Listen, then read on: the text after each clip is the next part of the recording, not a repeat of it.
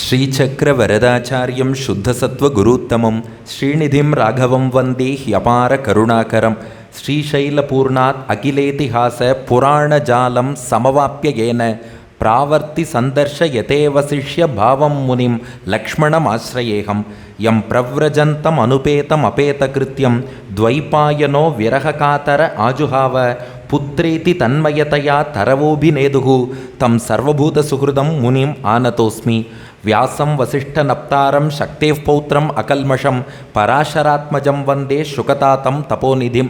ನಮಸ್ಕಾರಂ to all.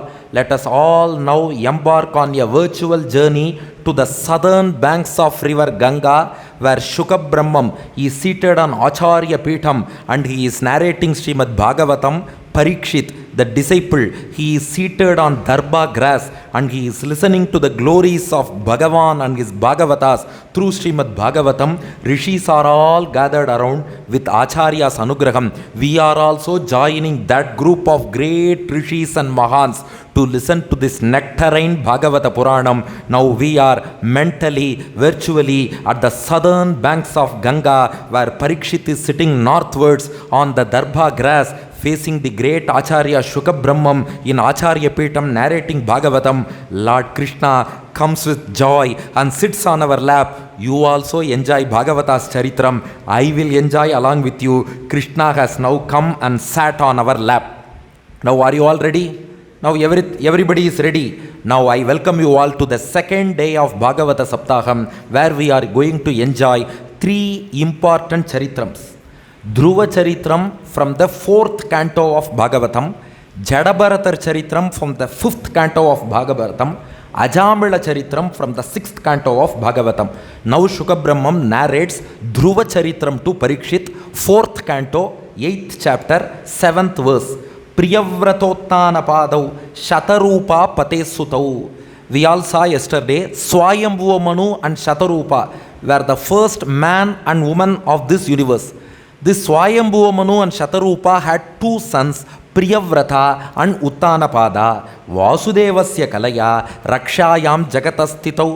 After the regime of Swayambhuva Manu, the world was divided into two halves and Priyavrata ruled over one half and Uttanapada ruled over the other. So after the period of Swayambhuva Manu, each of the two sons ruled one half of the world. Between them, the younger one was Uttanapada, 488. This Uttanapada, Jaye Uttanapadasya Suniti Suruchistayoho. This Uttanapada had two wives. The elder wife was Suniti. The younger wife was Suruchi. Whenever a man has two wives, it means he will have some problems. My Acharya, Dr. Sivuve Karunakaracharya Swami, he composed a Sanglish Slokam. Do you know Sanglish? Sanskrit plus English. Tamil plus English is Tanglish. Sanskrit plus English is Sanglish. Doctor dve patient vinasha hetuhu. Vakil dve vyaja vinasha hetuhu. Guru dve shishya vinasha hetuhu. Bharya dve bhartri vinasha hetuhu. If two doctors treat one patient, then patient life is gone. If two advocates deal with a single case, then the case's life is gone. If two teachers teach one student, then the student's life is gone. Similarly, if there are two wives for one husband, then husband's life is gone. This Uttanapada has two wives, elder Suniti, younger Suruchi, but he had a different problem. Shuka Brahmam says, Suruchif preyasi patyuhu netara yatsuto dhruvaha. This Uttanapada loved his younger wife Suruchi so much. But the elder wife Suniti, he hated her, he ignored her, he neglected her. He hated and neglected the elder wife Suniti and loved, showed affinity to the younger wife Suruchi. This was the reason for his problem. There is a great philosophy behind it. Not only Uttanapada, we all love Suruchi, but we forget Suniti, right? What? We don't have two wives? We all forget Suniti. We show affinity to Suruchi. That's the reason for all our problems. Just look at the names. Suruchi. Ruchi means attachment to worldly pleasures.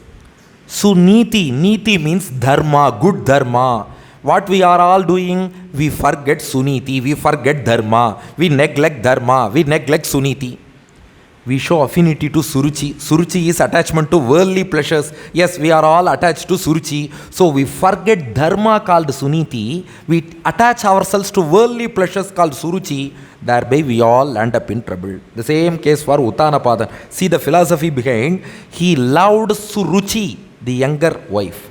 Hated Suniti, the elder wife. Now, the son of the neglected wife Suniti is Dhruva.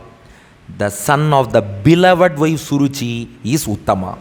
Neglected wife Suniti's son is Dhruva. Beloved wife Suruchi's son is Uttama. 489. Ekada Suruchev Putram Ankamaropya Lalayannu Uttamam Naru Rukshantam Dhruvam Raja Abhyanandata. One fine morning, Dhruva went to the chamber of his father Uttanapada. The king Uttanapada was seated on his throne. Suruchi, Dhruva's stepmother, the beloved wife of the king, she was seated beside him, and the king seated on his throne placed Uttama on his lap. Uttama was the son of the beloved wife Suruchi. Uttanapada, the king, placed Uttama on his lap, and he was caressing him, he was fondling him, and he was playing with him. Dhruva saw that. He also wanted to be seated on the lap of his father. Dhruva did not want money or material from his father. He longed for paternal affection from his father. He yearned for the love of his father. So, with that desire, Dhruva went towards his father, tried to climb on the lap of his father, but the stepmother Suruchi, she stopped Dhruva. Hey, stop. Where are you going? What are you doing? She asked Dhruva. Dhruva told that stepmother Suruchi, I want to be seated on the lap of my father. I want to get caressed by my father. So I want to sit on his lap. Now the Suruchi, that stepmother, got angry and she spoke to Dhruva, 10th verse, 4, 8, 10. Tata chikirshamanam tam sapatniya stanayam dhruvam Suruchi shrinvato ragyaha sershyamaha atigarvita. With hatred, arrogance and anger, Suruchi started speaking to the 5-year-old Dhruva. He was a small child, 5-year-old child. Suruchi speaks to him, Navatsad nripater dishnyam bhavan arodhumargati. You do not have any right to sit on the lap of this king. She told Dhruva.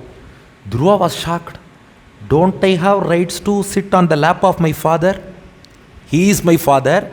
I am his son. Don't I have the right to be seated on his lap? Dhruva asked. For that Suruchi replied, no. Just being his son is not enough to sit on his lap.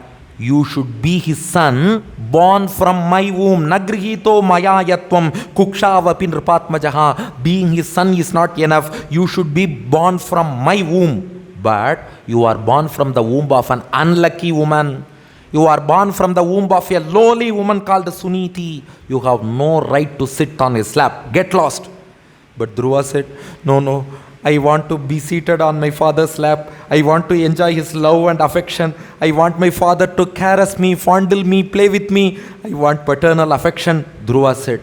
Suruchi replied, then you do one thing. Tapasaradhya purusham tasyaiva anugrahaname. You go to forest. You perform penance towards Lord Narayana.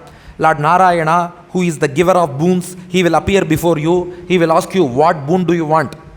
You tell Narayana, I want to be born as the son of Suruchi. You ask that boon from Narayana. Narayana will give you that boon. You die in this birth.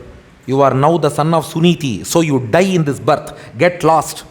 After death, in your next birth, you will be born as my son from my womb. After being born as my son from my womb, you can sit on the lap of your father. Till such time, you have no rights. You are not entitled to sit on his lap. Garbhe tvam sadhayatmanam yadichasi nripathanam. Only when you are born from my womb, you can sit on your father's lap. Get lost. She just pushed Dhruva to the floor. Uttanapada was just sitting and witnessing everything like a silent statue.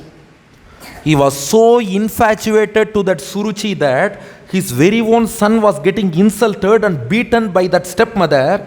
Uttanapada was a mere witness, sitting like a silent stone or a statue, and he was witnessing whatever was going on. Dhruva cried. He wept. He gasped for breath. Matussapatnyaha sa durukti viddaha shvasanrusha dandakato yathakihi. Here Shuka Brahmam gives a wonderful example. The way Dhruva cried, the way he wept, the way he gasped for breath, it appeared as if the hissing sound of a snake which was beaten repeatedly with a stick. That hissing sound, like that sound, Dhruva was just gasping for his breath, like the hissing sound of a snake beaten with stick. He cried and went to his mother. He hugged his mother and narrated everything to his mother, Suniti. Now Suniti starts speaking to Dhruva. Just observe the great conversation between Suniti and Dhruva. The first question asked by Suniti was not whether did your stepmother beat you, did your stepmother scold you, what did your father do, did he intervene. She did not ask all these things. The first question, 4:8:17. Ma mangalam tata parekshumangstaha bhungte jano yat paradhukkatastat. Did you speak harsh words against your stepmother? Dhruva said, no, never do that, because we have to respect elders. Whether she is good or not, that is different. You have to respect elders. Point number 1. Point number 2. Did you harbor any evil thoughts in your mind against your stepmother? No, ma. Don't think evil thoughts against others. Because whatever we think for others, the same comes back to us. Life is like a mirror. Whatever you think for others, the same will come back to you. So don't harbor evil thoughts against anybody. I didn't do. Then the mother told him, actually, there is nothing wrong in what your stepmother has said. 4:8:19. Just because we hate somebody, just because we don't like somebody, that doesn't mean that whatever they speak is wrong. Atishta tattata vimatsarastvam uktam samatrapi yadavyalekam aradhaya adokshaja paja padmam yadichase adhyasanam uttamo yatha. Whoever says whatever thing, you can take the good message from them. Your stepmother did not ask you to steal. Your stepmother did not ask you to cheat anybody. Your stepmother did not ask you to kill anybody. Rather, she has advised you to go to forest, perform penance and worship Narayana. It is a good thing only. Anybody can worship Narayana. Anybody can get the blessings of Lord. She did not ask you to cheat or steal or kill somebody. She has asked you to worship Narayana. You can go to forest. You can definitely perform penance and worship Narayana. But oh child, one small correction. 4:8:21. Ajodhyatishtat kaluparametyam padam jitatma shvasanabhivandyam. Don't ask for small boon from Narayana. When Narayana appears before you as a result of your penance and asks you, what boon do you want? Don't ask small boon of being born from the womb of this Suruchi. No. Don't ask small boons from Narayana, because he is capable of giving big, huge, great boons. Now Brahma, your great grandfather, Brahma is the great grandfather of Dhruva. Because Dhruva's father is Uttanapada. Uttanapada's father is Manu. Manu's father is Brahma. Your great grandfather Brahma is positioned as Brahma only because of Narayana's grace. Tatha manurvo Bhagavan pitamahaha yamekamatya purudakshinirmakaihi. Your grandfather Manu, he got positioned as Manu only because of the grace of Lord Narayana. So he is capable of giving great status like the position of Brahma, position of Manu. Don't ask him to bless you to be born as the son of Suruchi. Don't ask small boons from him. Ishtva abhipete duravapamanyataha baumam sukham divyam athapavargyam. Many great souls and sadhus have worshipped Narayana, and with his blessings they have got lot of worldly pleasures as well as the bliss of liberation. So starting from worldly pleasures till liberation, in great shopping complexes, they say you can buy anything from hairpin to aeroplane. Everything is available here. Great universities, they say from LKG to PhD, everything is available here. Similarly, Narayana is a huge shopping mall. That's why he is called Perumal, Tirumal. He is a great mall. You can get everything from him. So don't ask for petty things. Don't ask for small things. He can give you great things. Is he magnanimous enough to give that? Yes. 4:8:23. Tameva vatsashraya bhritya vatsalam. Once you have surrendered to him, he will give you whatever you want. provided it is within the limits of dharma. That's a different thing. So if you ask anything within the limits of dharma, once you have surrendered to him, tameva vatsashraya bhritya vatsalam mumukshubhir mrigya padabja paddhatim ananya bhave nijadharma bhavite manasyavasthapya bhajasva purusham. I bless you. Go to forest, perform penance, worship Narayana, come back with flying colors. The mother Suniti blessed Dhruva. No other mother will dare to do such thing. Go to forest. Will any mother tell her child? But Suniti boldly told him, you go to forest. Narayana will bless you. You will come back with flying colors. Now Dhruva gained confidence. He gained conviction. He proceeded to forest. While Dhruva was on his way to forest, Narada came on his way, because whoever goes in search of Narayana, Narada will come on their way. Yesterday we saw Hiranyaksha went in search of Narayana with hatred. Narada came to him. Now Dhruva goes in search of Narayana with love. Again Narada came. 4:8:26. Naradastad jnatva tasya chikirshitam spritva murdan yagagnena padina praha vismitaha.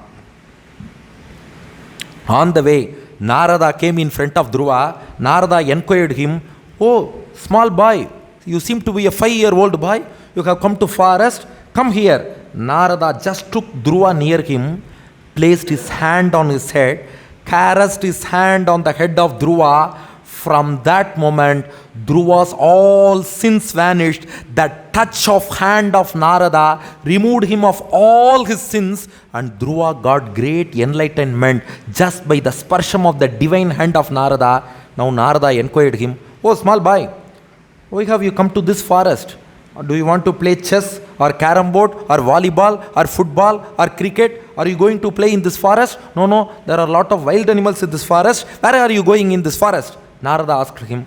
Dhruva replied, oh Maharishi, I was insulted by my stepmother and stepbrother. I was denied the seat on my father's lap. So, to compensate for that insult, I want to get a great honor. I should get a great exalted post. I need to get honored to compensate for this insult. So, I am going to the forest. I am going to perform penance towards Lord Narayana. With Narayana's blessings, I wish to get a great exalted position which has not been occupied by anybody else so far.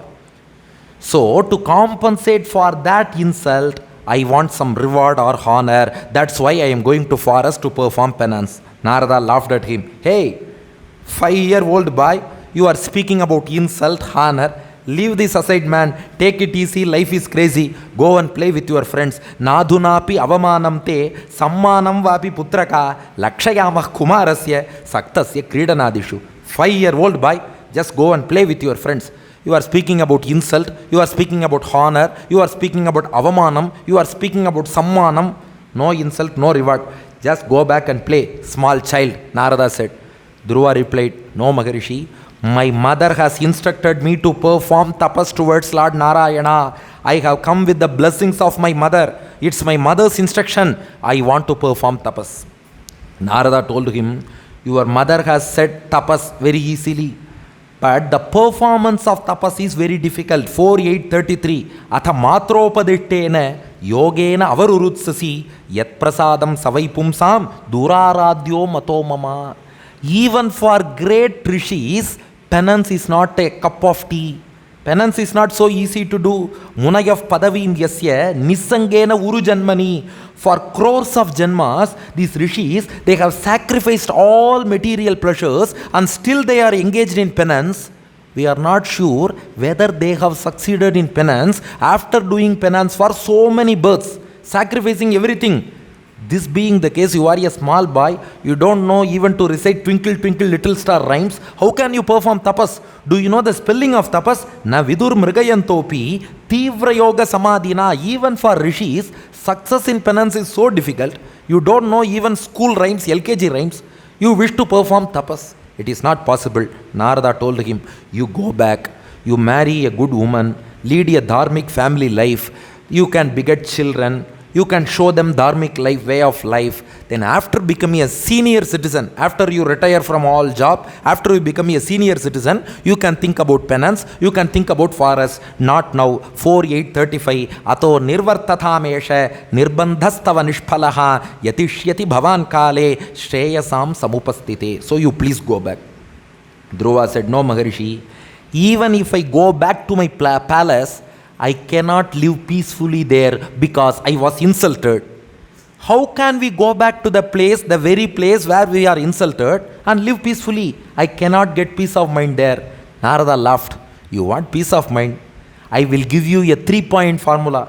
Because in these days everybody is going after peace of mind. We are unable to get peace of mind. What is the way? Narada gives you a 3-point formula. Just follow these 3 points in your life. You will get peace of mind. Okay, what are those 3 points? Gunadikat mudam lipset, anukrosham gunadhamat, maitrim samanad anvichet, natapair abhibhuyate. Point number 1. Gunadikat mudam lipset. If some person is better placed than you, don't be jealous of him. Be happy. Another man like me is living well. Okay, be happy on others' welfare. Our problem is, if somebody is better placed than us, we will get jealous. We will have stomach irritation, ulcer. Even if we drink Gelusil, that stomach irritation will not come down. That's what they say, Vayatarichal in Tamil. It will not come down. It will lead to tension, blood pressure, high cholesterol, sugar, stroke, CVA, heart attack, everything. Just on seeing others' welfare, why should you hurt your own health? So, if another man is happy, just you also be happy. At least I am not living that much king-size life. At least another man like me, he is having a good life. Be happy on seeing another man's welfare. This is point number 1. Don't get jealous. Point number 2. Anukrosham gunadhamat. If somebody is placed below you, if somebody below you is suffering, don't be happy like a sadist. You go and help him. You show compassion towards him. Never enjoy other man's suffering, because the same suffering can come to you tomorrow or on any other day. It can come to us also.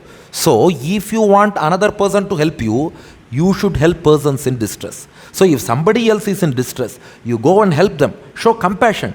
Don't be happy on seeing others trouble, others sufferings. Don't be happy on seeing them. This is point number 2. Point number 3, maitrim samanad anvichet. If some person is at the same level as you, befriend him. Don't consider him as competitor. Our problem is we view them as business competitors. He has got 2 bungalows. I have also got 2 bungalows. I should soon become 3. Otherwise, he will become 3 and overtake me. No. Don't see him as competitor. See him as your companion. Befriend him. If you follow these 3 points, don't be jealous on others' welfare. Be happy on others' welfare. He is also a human being like me. Let him live well. Then, don't be happy on others' sufferings. Help them. Show compassion towards them. Then only you will get compassion from somebody else. Number 3, if somebody else is at the same level like you, just befriend them. Consider them as companions, not as competitors. If you follow these 3 things, natapair abhibhuyate, you will get peace of mind. You will get rid of all mental turmoil. Now, why did Narada give this advice to Dhruva? Because for a mature person, we can give this advice. Dhruva is a 5-year-old child. It is very relevant for Dhruva. Gunadikat mudam lipset. If somebody is better placed than you, be happy. Who is that somebody? Uttama, your own stepbrother. He is well placed, better placed. No problem. After all, he is your stepbrother. Be happy. My brother is living well. You can be happy. Second, anukrosham gunadamat. If somebody is suffering more than you, show compassion. Who is that somebody? Suniti, the mother of Dhruva. At least you have got maternal affection. Though you are unable to get paternal affection, you have got maternal affection at least. But consider the plight of Suniti. Her very own husband has ignored her, neglected her, and she has nothing left in this world except the son Dhruva. She has nothing else, nobody to support her. So please show some compassion to your mother and help her as much as possible. 3, maitrim samanad anvichet. Befriend people who are at your same level. Yes, there are many people, many students, children in your country. They are not leading a royal life. They are many common children, common boys and girls in your country. You can befriend them. Just be happy with them. You can play with them and be happy. So, befriend people who are at your level. Those who are above you, be happy on seeing them. Those who are below you, show compassion towards them. At your level, befriend them. This is the way to happiness. So please, child, you go back, you can do tapas. After you become a senior citizen, after retirement, you can think about all those things. Now, Dhruva Uvacha, 4:8:40, Dhruva answers. Padam Tribhuvanotkrishtam, Jikisho Sadhu Vartmame, Bruhyasmat Pitribhir Brahman, Angairapi Anadittitam. Dhruva says, once decided, I won't turn back. That's why he was called Dhruva. Do you know the meaning of Dhruva? Dhruva means firm, one who has conviction, determination, perseverance. Once he embarks on a journey, he will never turn back. Once he starts taking some efforts, he will never get bogged down. He will stand firm. That firm conviction, that is called Dhruva. He tells Narada, in which Shastra it is said that 5-year-old boy should not perform tapas? Nowhere it is said. Did any Shastra say bhakti is only after retirement, after 60 years? Not like that. Right from childhood we can engage in devotional practices.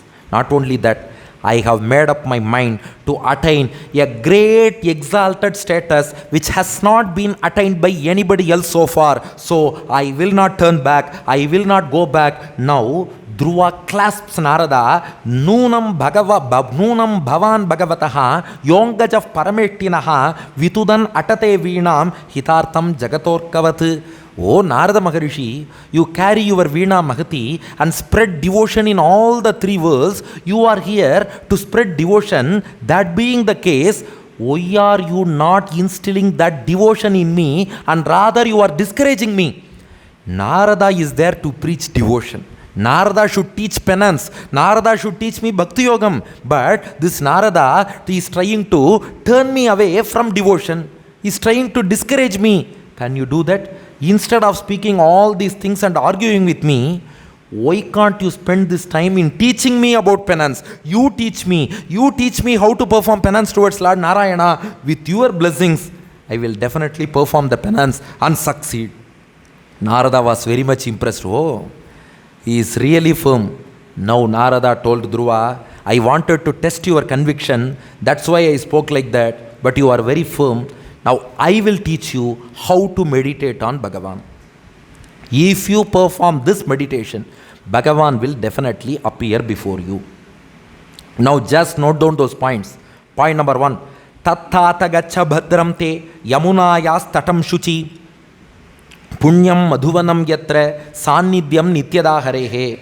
O child Dhruva, Narada says, you first go to the place called Madhuvanam in the banks of river Yamuna. That Madhuvanam has the sannidhyam, divine presence of Lord Sriman Narayana. If you go to a Punya Kshetram with divine sannidhyam, divine presence of Bhagavan, your penance will get fulfilled at the earliest. So go to Madhuvanam.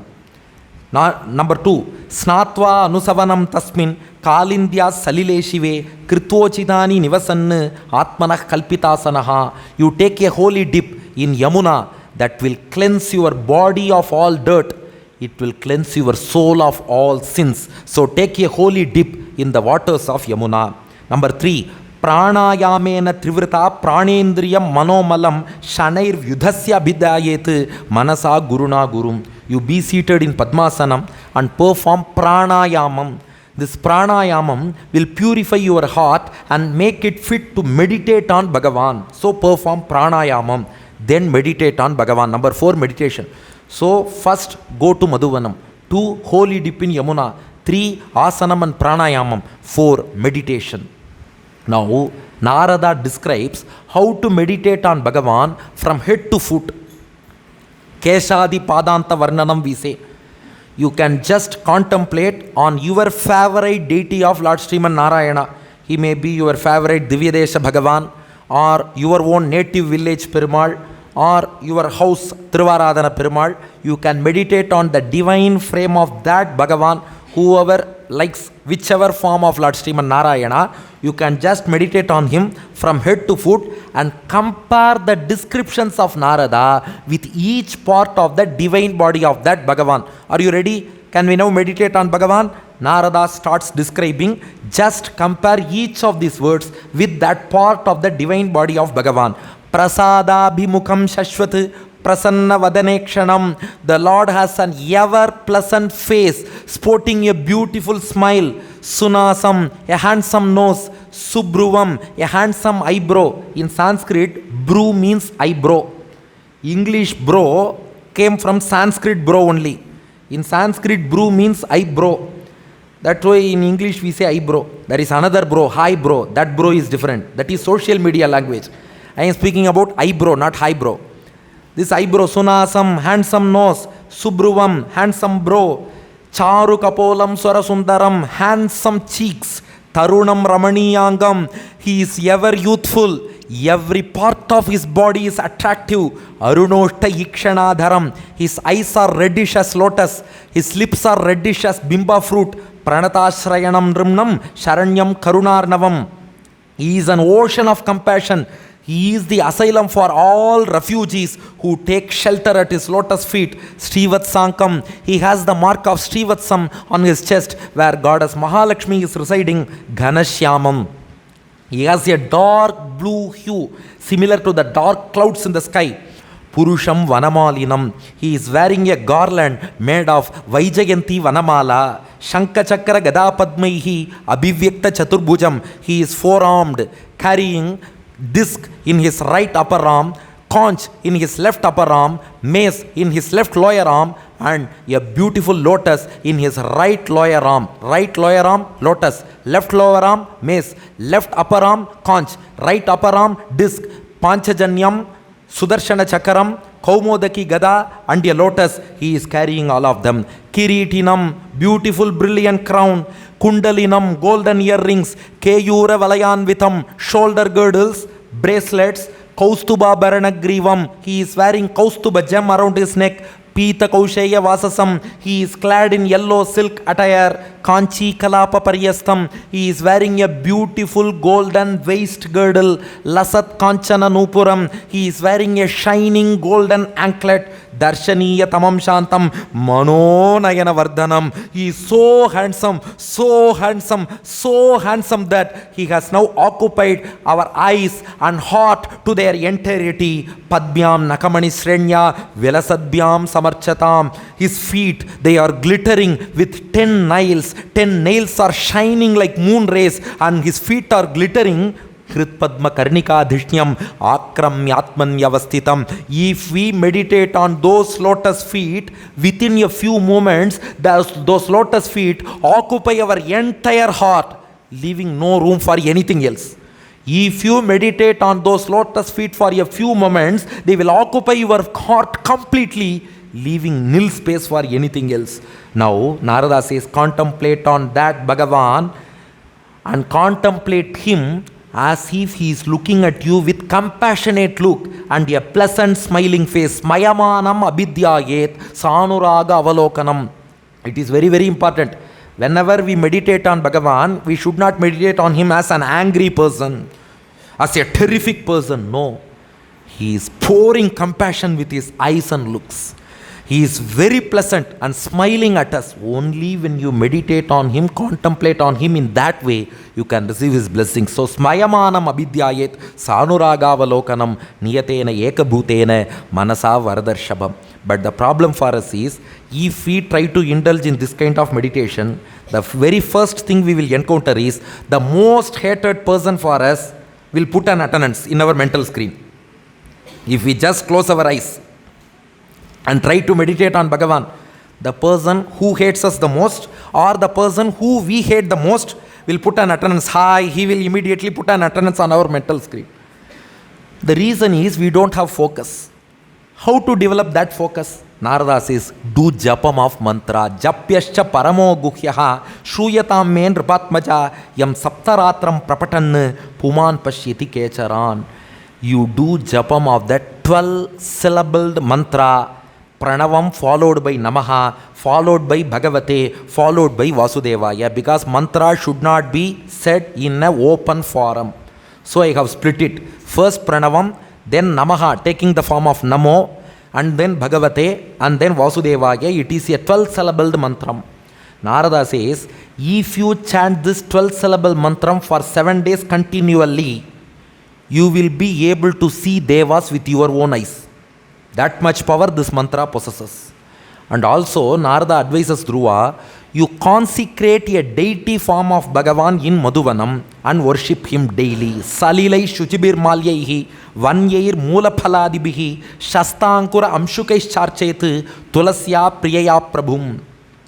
You for Tiruvaradhanam, daily worship, you can get holy water from Yamuna, you can use it for worship. And then you have to offer flowers. Whatever flowers you get from forest, you can offer them to Bhagavan. And for Naivedyam, you can offer tubers, fruits, whatever you get from forest, you can offer to Bhagavan. Shastankura Amshukescha Archet, Tulasya Priyaya Prabhum. Tulasi, holy basil, is the most favorite object for Bhagavan. If you can gather some Tulasi, please offer Tulasi and perform worship to deity form of Bhagavan every day. That will give you more focus, more concentration, and enable you to enjoy the attributes of Bhagavan well. And finally, Svechavatara Charitaihi Achintya Nijamayaya Karishyati Uttama Shlokaha Tadhyayet Hridayangamam. You should develop devotion. Everything is fine. I am meditating. I am worshipping the deity form of Bhagavan. I am doing pranayamam. Everything is okay. But if I do not have love towards Bhagavan, all these things will not work out. Love for Bhagavan is very, very important. How to develop that love? Chant the charitrams of Bhagavan. Sing the glories of Bhagavan. Meditate on his avatars. As you listen more and more, if you listen to one Bhagavata Saptaham, definitely your devotion would be much, much, much higher than what it was before listening to the Saptaham. If you listen to Saptaham every year, as Mrs. Janaki was telling me, if we listen to Saptaham every year, then our devotion will grow exponentially. So listen to more of Bhagavan. You just meditate on the Leelas of Bhagavan. You sing the Leelas of Bhagavan. That will develop pure, unadulterated devotional love in your heart. Finally, Narada told Dhruva, observe fasting, Upanyasam as much as possible. Because fasting sharpens our focus on Bhagavan. If we eat more, we tend to sleep. Once we have a full meal, the next thing is we will try to sleep. So the concentration will come down. If you have Upanyasam, if you restrict your diet and observe fasting, then your mind's concentration will improve. Not only that, scientifically, if you eat more, all your blood circulation will be directed towards your gut and digestive system. If we eat less, then a little bit of circulation will go towards our nervous system and strengthen our brain, focus and concentration. So observe fasting. Narada told him, all the best. Let you have darshan of Bhagavan soon. Let me take leave, said Narada. Now Dhruva ityuktastam parikramya pranamya chan raparbhakaha yayau madhuvanam punyam haresh charana charchitam. Dhruva fell at the feet of Narada and performed namaskaram. He circumambulated Narada. He performed pradakshinam. Because if great souls come in front of us, we should perform pradakshinam. We should not go as apradakshinam. So, parikramya, Dhruva performed pradakshinam for Narada and then left to Madhuvanam. Dhruva went to forest, Narada went to the palace. Dhruva, who was in the palace, went to forest. Narada, who was thus far in the forest, now he went to palace. He saw Uttanapada, king was crying. Uttanapada by now had realized his mistake. On seeing Narada, Uttanapada told him, "Oh Maharishi, I have committed a blunder. I have hurt the feelings of my innocent child. That child did not ask for money or material or this kingdom. He didn't ask me for anything. He just asked me for paternal affection and love, which I failed to give him. Apyanatham vane brahman masmadanti arbhakam vrikaha." I heard that child, 5-year-old child, has gone to the forest. Wolves or lions or tigers or leopards or cheetahs or bears may kill my son, O Maharishi. Aho me bata dhauratmyam Stri jitasya upadharaya. See how lustful I had been to see Suruchi insult Dhruva like that, beat him like that, speak harsh words to him like that. Still I was sitting like a silent statue. How lustful I had been, how much infatuated I had been towards that younger wife Suruchi. Yonkam premnaru rukshantam nabhyanandam asattamaha. He didn't want any material or money or anything. He just wanted to be seated on my lap. I didn't fulfill the wish of my son. I have committed a blunder. I don't know what is the atonement for such a sin. My son would have died by now, he said. Narada said, don't say like that. Oh, Uttanapada, your son, he is not your son. He is Bhagavan's son. Mama Shuchaswatanayam Devaguptam Vishampate. He is Bhagavan's son. Bhagavan, Lord Sriman Narayana is protecting Dhruva. Don't worry, he is going to accomplish a mammoth task and he will come back victorious. Sudushkaram karma kritva lokapalai rapi prabhu aishyati achirato rajan yasho vipulayang stava. He is going to accomplish a mammoth task which has not been accomplished by anybody else so far. That kind of a mammoth thing he is going to achieve. And he is going to add glory to you also. He will come back. He will add glory to you. Oh Uttanapada, please remember, only because of him, your name, Uttanapada, your name will be etched in the annals of history. Your name will be resonating in every Bhagavata Saptaham only because of Dhruva. Just imagine, had this Uttanapada not been the father of Dhruva, will we speak about him in this Bhagavata Saptaham? Never. We are not concerned about Uttanapada. Are we speaking about Priyavrata? The brother of Uttanapada, we are not speaking about him. Similarly, had he not been the father of Dhruva, we won't speak about Uttanapada. So Narada tells him, it is there in Bhagavatam itself, Aishyati achirato rajan yasho vipulayang stava. He is going to add glory to your name. He is going to add fame to you. That's why his name is resonating in every Bhagavata Saptaham. So you don't worry. Now the king Uttanapada was relieved because a rishi's words will never go in vain. So Uttanapada felt relieved. On the other hand, Dhruva went to Madhuvanam and had a holy dip in Yamuna river. He started meditating on Bhagavan after pranayamam. Step by step, he observed Upanyasam. For fasting, Dhruva didn't make a giant leap. Rather, step by step he went. Triratrante Kapitta Badarashanaha. In the first month, Dhruva consumed two kinds of fruits. One, Kapitta, wood apple. Badara, jujubi. He consumed wood apple fruits and jujubi fruits once in 3 days for the first month. First month, once in 3 days, wood apple fruit and jujubi fruit. Now, Dvitiyancha tathamase shashte arbako dine trina parnadibi shirnaihi kritannaha.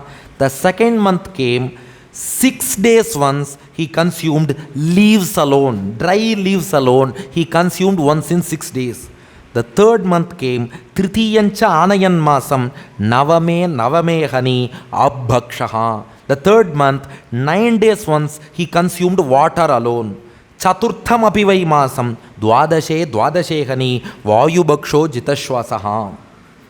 Now the fourth month came, 12 days once he consumed air alone. Solid, semi-solid, liquid, gas. First month, solid fruits, 3 days once. Second month, almost semi-solid dried leaves, 6 days once. Third month, liquid, water, 9 days once. Fourth month, gas, air, 12 days once. Air alone he consumed. The fifth month came, nil oral. He took nothing.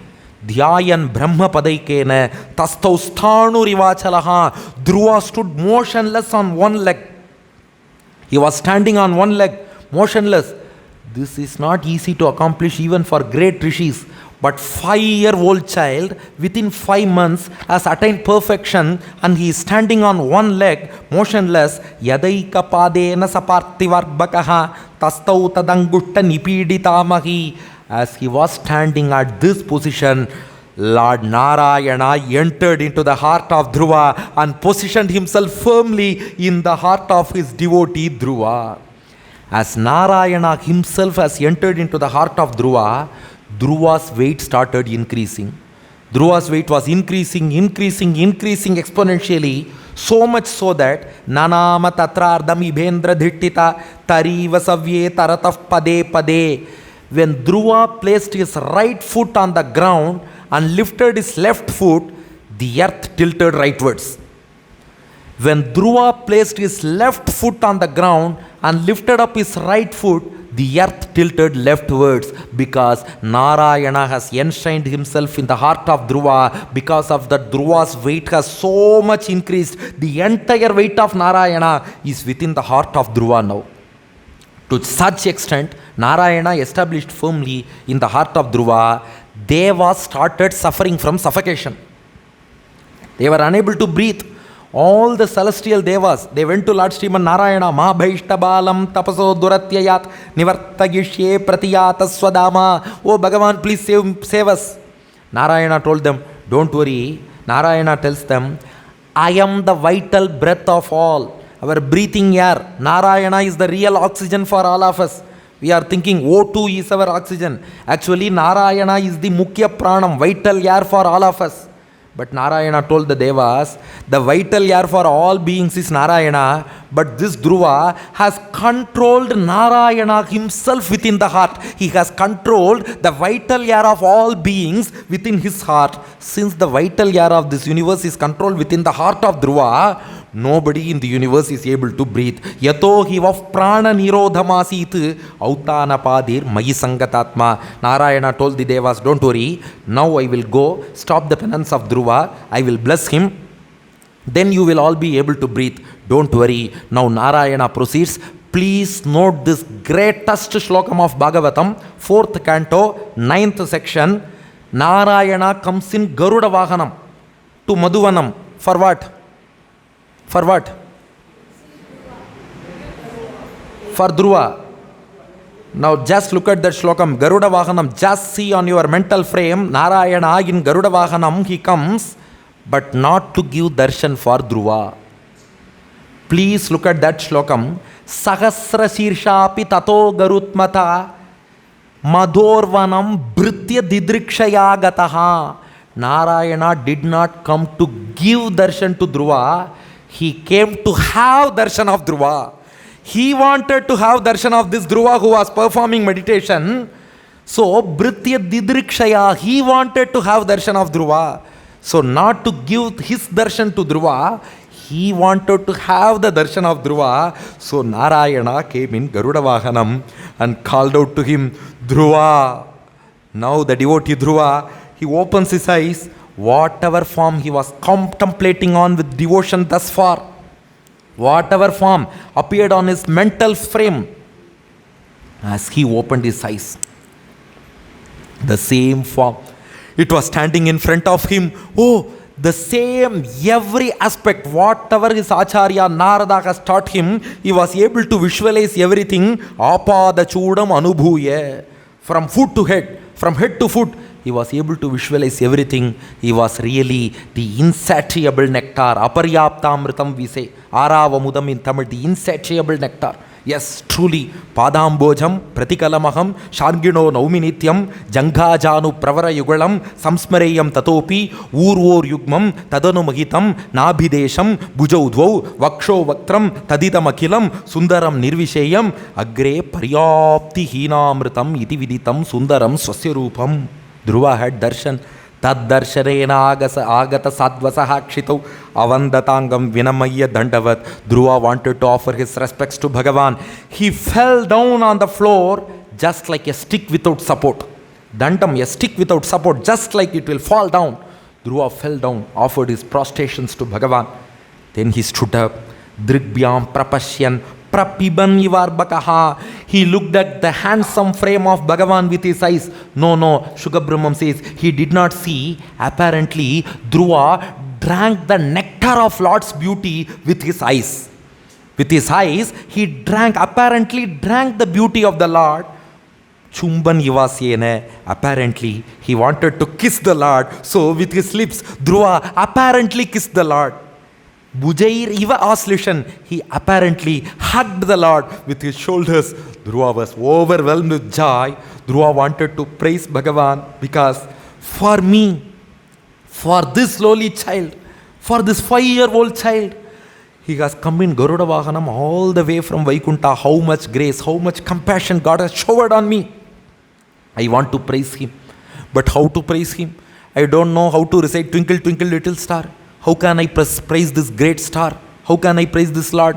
Dhruva was thinking, Lord Narayana, he understood what Dhruva was thinking. Narayana came near Dhruva, Kritanjalim, Brahmamayena Kambuna, Parsparshabalam, Kripaya Kapole. Narayana came near. Dhruva had joined his hands in Anjali Mudra. Dhruva didn't know how to praise.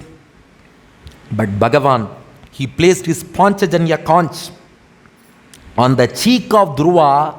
From that moment, Dhruva got great power of speech. He got poetic stills. He got great wisdom. Now he was able to heap praises on the Lord who blessed him with that wisdom. Dhruva Stuti. Dhruva starts praising the Lord. Yontaf pravishya mama vacham imam prasuptam sanjeevayatya kila shakti dharaswadhamna anyancha hasta charana shravanatvagadim pranan namo bhagavate purushaya tubhyam. Yontaf pravishya mama vacham. The Lord himself has entered into my speech and he has made me praise him. Dhruva says, thus far my speech was sleeping because it was not praising Bhagavan. So my speech was sleeping without praising you, but you have given life to my speech by making it praise you. It means only if our speech praises Bhagavan, it is alive. If our speech does not praise Bhagavan and is speaking gossips, means it is already dead. So my speech was dead. It was sleeping thus far. You gave life and made me sing about you. Not only that, Anyancha Hasta, my hands were sleeping without serving you. Now you gave life to my hands and made them serve you. Charana, my legs were sleeping without going towards you. Now you gave life to my feet and made them walk towards you. Shravana, my ears were sleeping without listening to your glories. Now you have given life to my ears and made them listen to your glories. Tvagadin, my skin was sleeping without hugging you. Now apparently as I have hugged you, you have given life to my skin. Pranan, my life itself was sleeping without your darshan. By giving your darshan, you have given life to my life itself. Pranan namo bhagavate purushaya tubhyam. I worship you. Oh Bhagavan, if I sing your glories, if I serve you, if I sing the glories of your devotees and serve them, I get so much of bliss. Compared to the bliss of serving you and listening to your devotees' glories, worldly wealth, heavenly joy, Atmanubhava Kaivalyam, they are nothing in front of serving you and your devotees, listening to your glories and your devotees' glories. Ya nirvritis tanubhritam tavapada padma dhyanat bhavajjanakata shravanena vasyat sa brahmani swamahimanyapinathama bhut kimtu antakasi lulitat patatam vimanat. The bliss, the unparalleled bliss we derive by serving Bhagavan and his devotees, chanting Bhagavan and Bhagavata's glories, that cannot be compensated by these worldly pleasures or heavenly joy or Atmanubhavam. They can never become equal to that. The same content has been echoed by Nammalvar in his Thiruvaimozhi.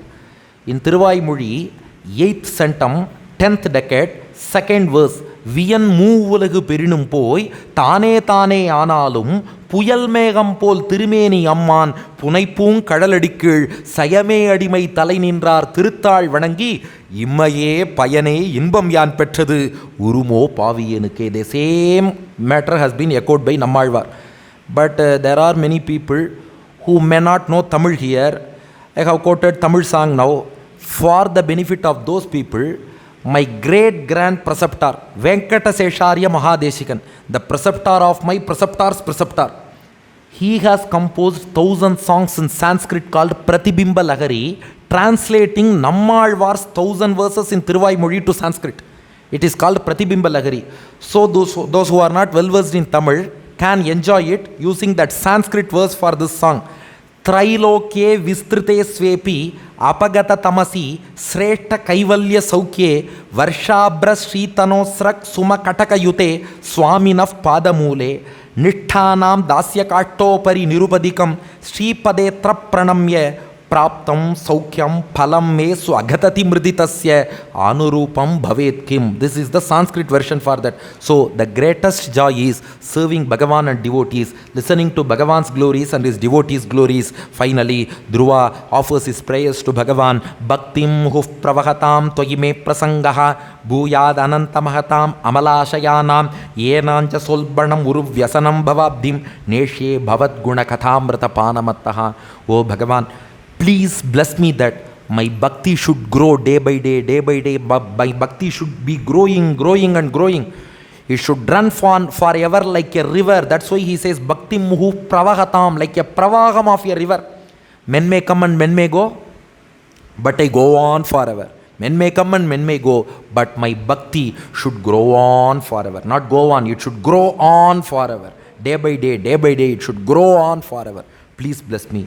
I should always listen to the stories of your devotees more than your stories. I should be able to listen to the glories of Bhagavatas. If I am able to listen to the glories of Bhagavatas, that's enough for me to easily cross the ocean of samsara, samsara sagaram, ocean of worldly existence. Just by listening to the glories of your devotees, I can easily cross the ocean of samsara. Please bless me. Dhruva fell at the feet of Bhagavan. Now Lord Sriman Narayana, he spoke to Dhruva, "Oh child, I know what is there in your mind. I know what you want to attain. Let me bless you. Vedaham te vyavasitam hridirajanya balaka tat prayachami bhadram te durapam api suvrata." You have come seeking a great exalted position. I am going to give you something. Nanyayiradittitam bhadra. Nobody else has adorned that position so far. Yad Brajishnu Dhruvakshiti, it is called Dhruva Padavi. We say pole star.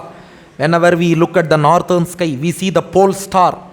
I will give you that kind of a position. Why pole star?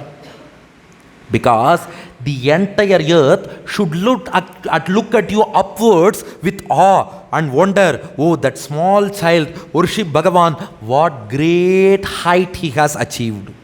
Your altitude will show your attitude towards me. Your altitude is a mark of your attitude, bhakti towards me. So I will give you a high status at the position of pole star. Yatra griharkshatharanam jyotisham chakramahitam. Not only that, all grihas, all nakshatras, they will circumambulate you. They will perform pradakshinam around you. Sapta rishis, devas, they will perform pradakshinam around you. Dharmogni kashyapa shukraha munayoye vanaukasaha charanti dakshini kritya Brahmanto Yatsatarakaha, they will all circumambulate around you and you will be in such an exalted position. And Dhruva Padavi, that's also firm because it will never change. The Dhruva star never changes its position.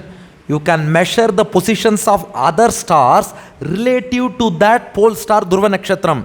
But the position of Dhruva Nakshatram never changes. So I will give you that kind of a status. Prastitetu vanam pitra datvagam dharma sangshayaha shatrimshat varsha sahasram rakshita avyahatendriyaha. But Dhruva, not immediately.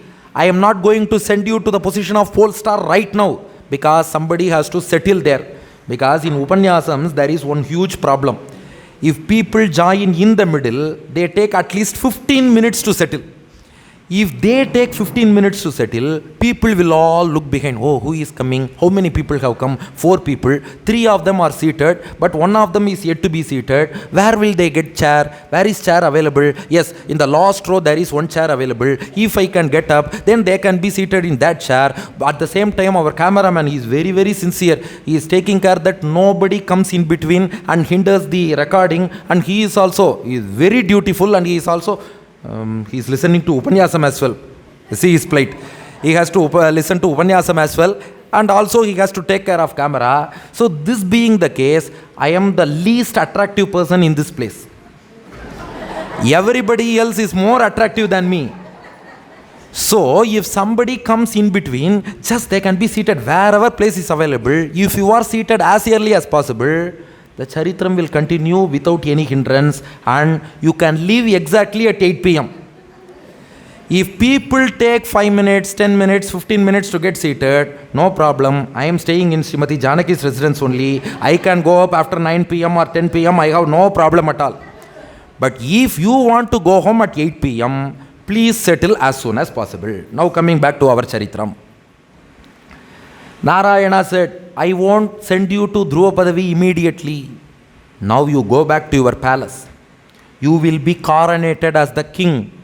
You marry, you lead a dharmic life, you beget children and rule this earth for 36,000 years. After ruling this earth for 36,000 years, you can come to the position of pole star. Not only that, Narayana tells Dhruva, I will tell you one secret. Life is ephemeral. Life is transient. Life is uncertain. Nothing is permanent in this world. Please keep that in mind. Tvad bratari uttame nashte mrigayayam tu tanmanaha anveshanti vanam mata davagnim sa pravekshiti. See, your step-brother Uttama and stepmother Suruchi, they are leading a royal life. Don't think that it is permanent. Soon, this Uttama will go for hunting and he will be killed by some yakshas. Without getting married, this Uttama, the stepbrother, will get killed. His mother Suruchi, out of grief of her son's death, she will enter into fire and commit suicide.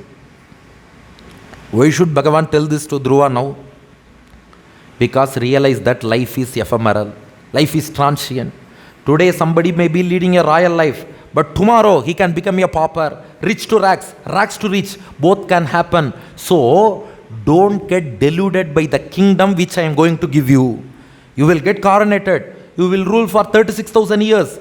But don't get deluded by the kingdom, because worldly men, merely material, money, they are all transient. Ishtva mam yajna hridayam yajyai fushkala dakshinaihi. I am giving you kingdom to show people how to rule as per dharma.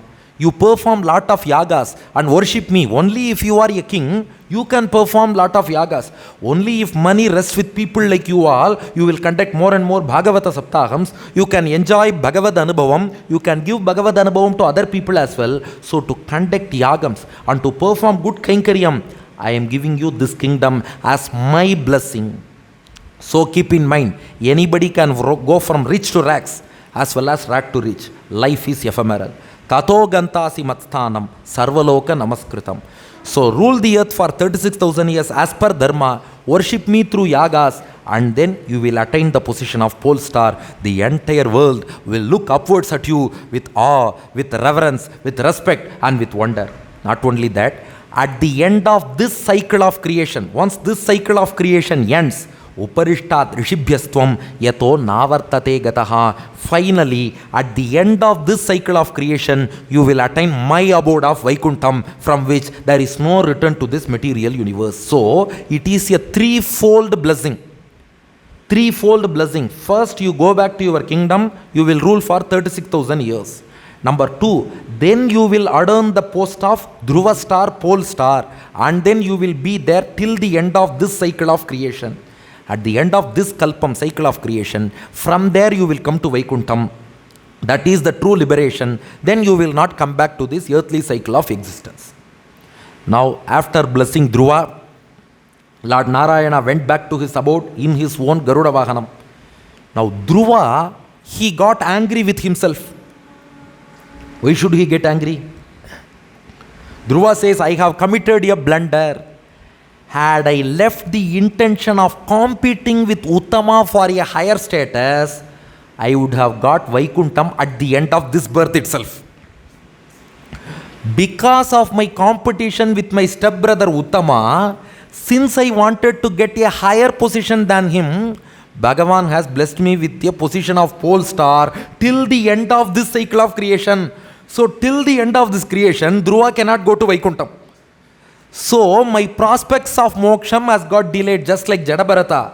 He was about to get moksham, but he thought of a deer and he became a deer. Moksha got delayed. I thought of a great status. Status came, but moksham got delayed. He says, Aho bata mama anatmyam mandabhagyasya pashyate bhavachitaf padamulam gatvaya cheyad antavat. Oh my God.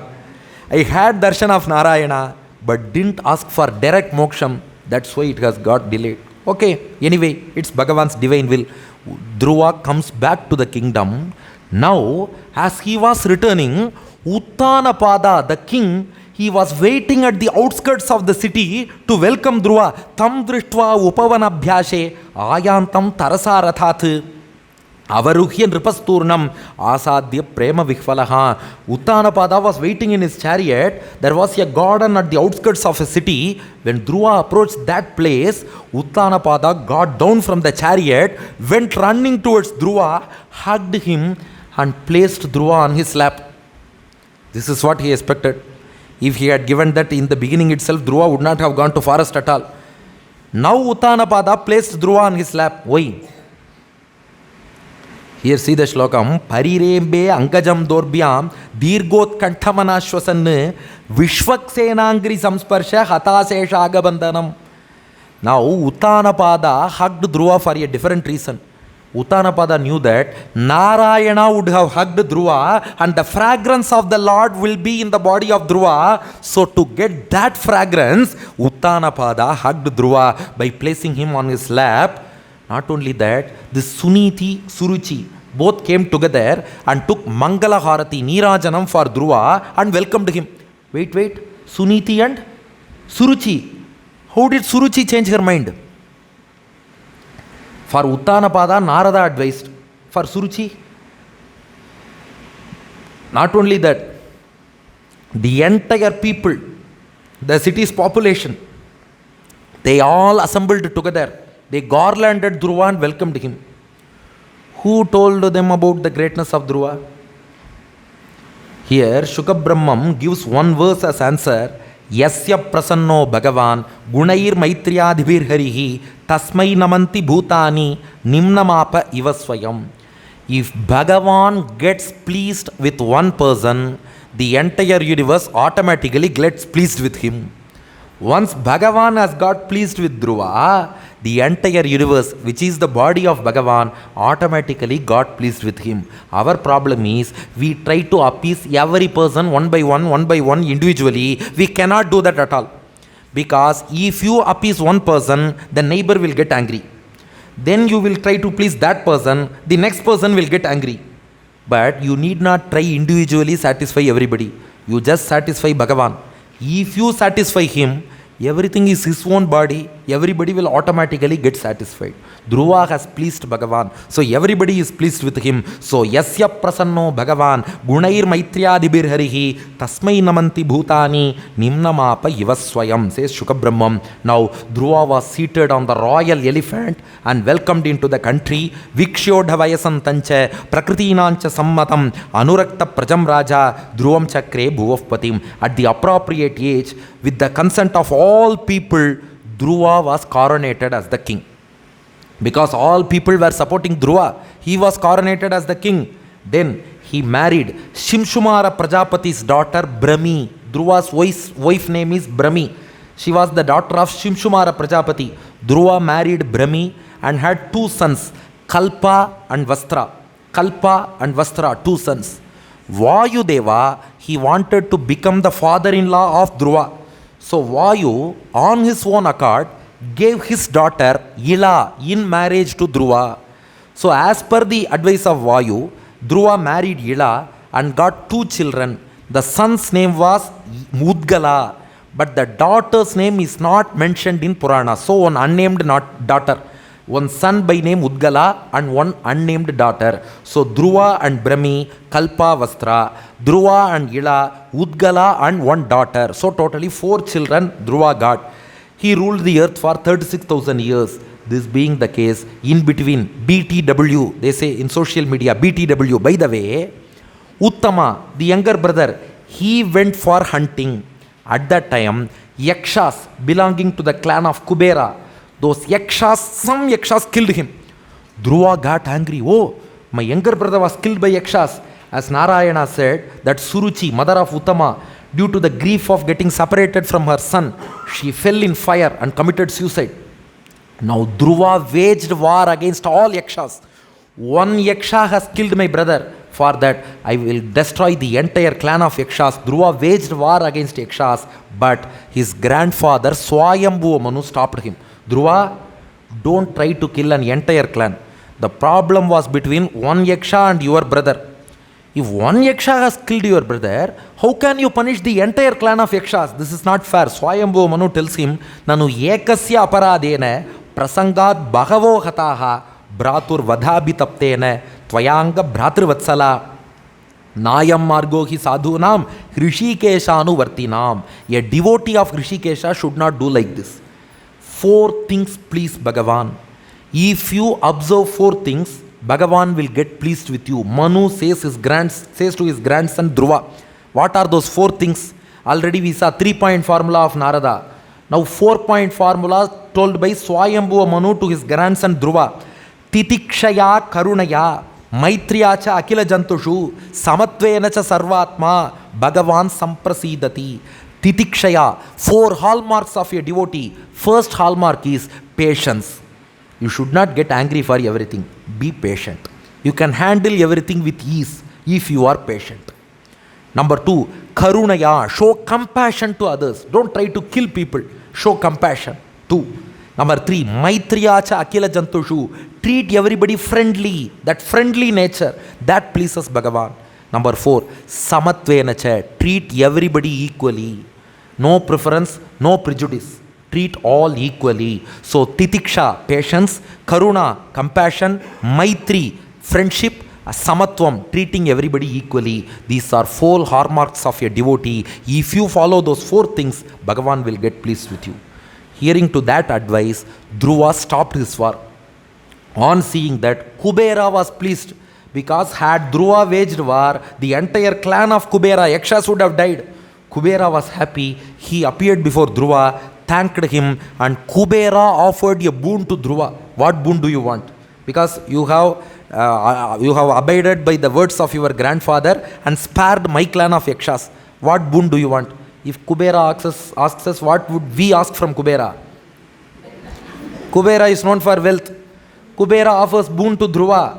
But Dhruva told him, I do not need anything from you. Saraja rajayana varaya choditaha Dhruvo mahabhagavato mahamatihi haraucha vavre achalitam smritim yaya tarat yayatnena duratyayam tamaha. Kubera, I don't want anything from you. If you want to do anything to me, do one thing.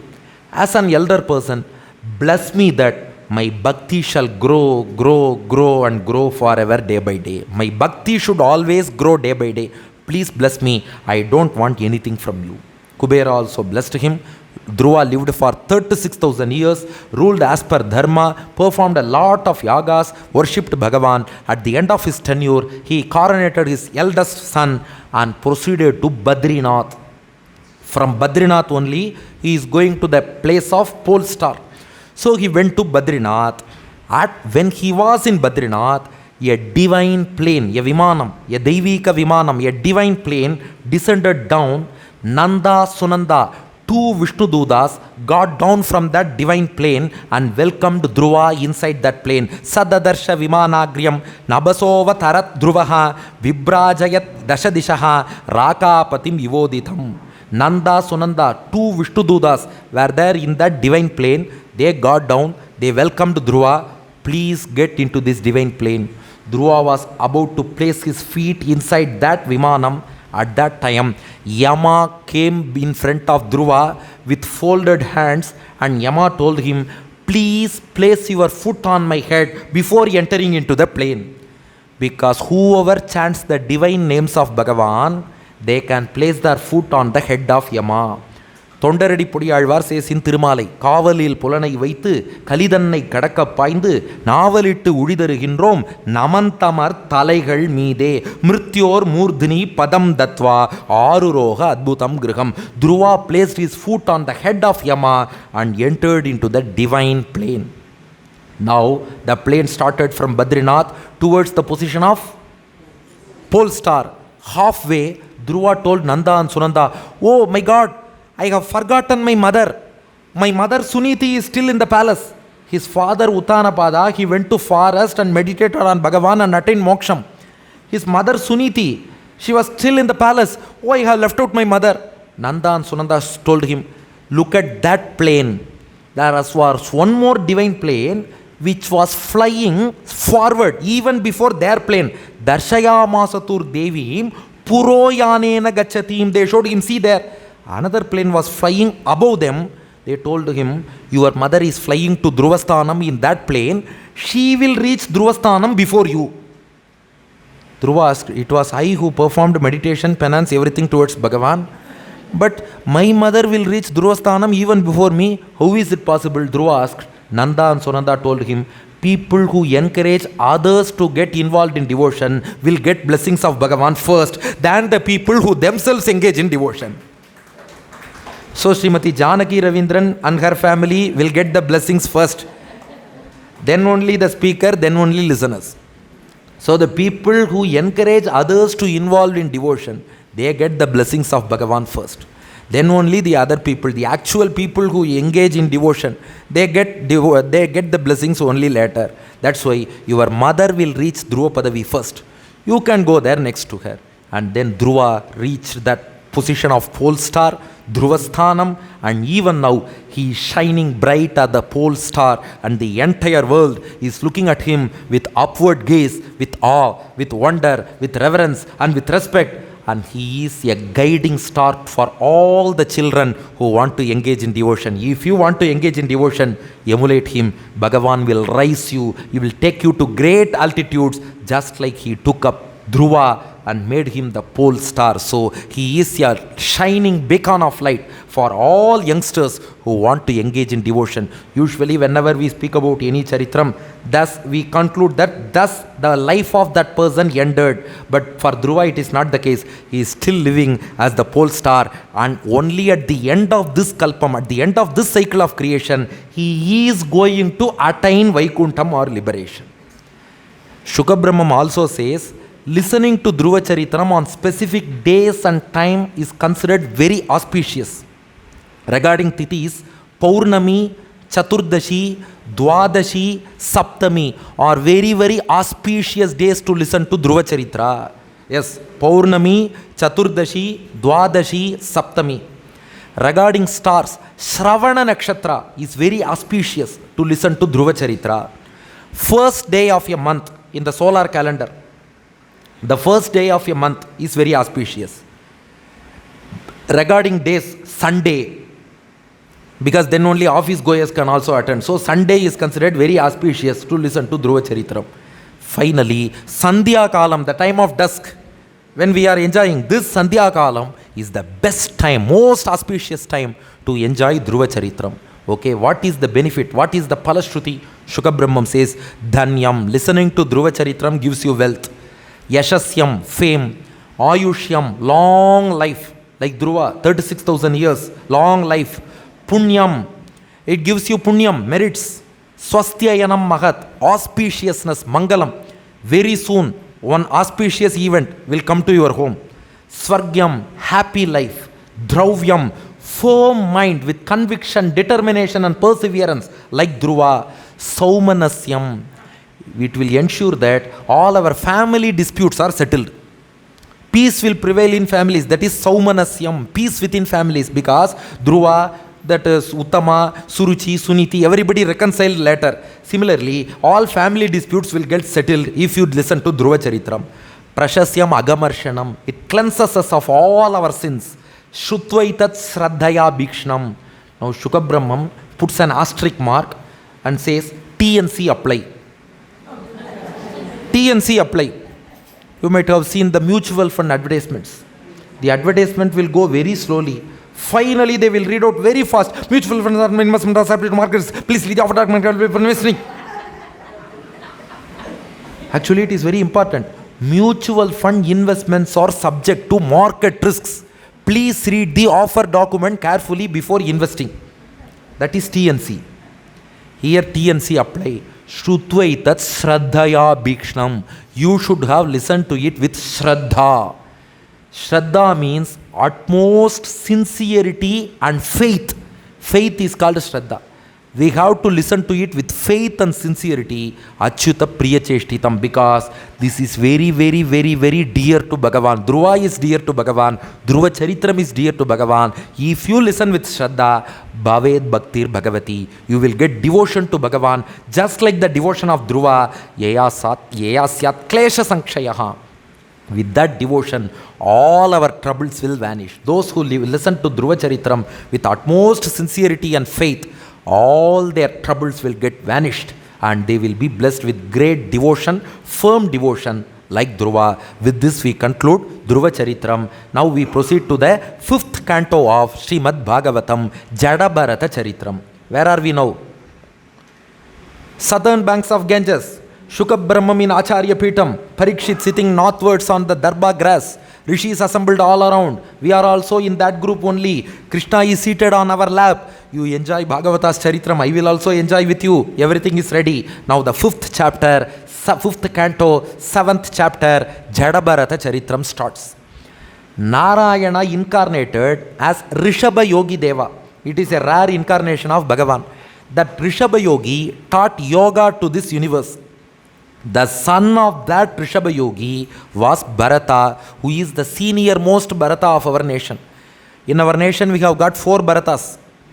The youngest Bharata is Bharata Muni, who gave us Natya Shastram.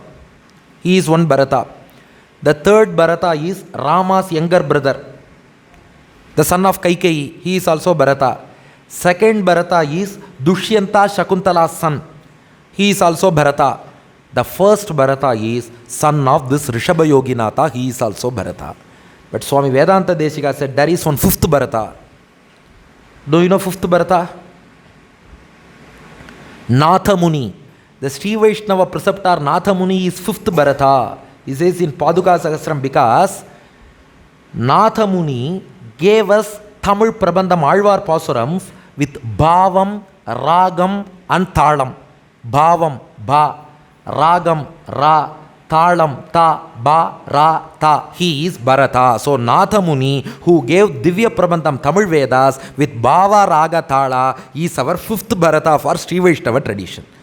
So, but the senior most Bharata is this Bharata, the son of Rishabha Yogi Deva.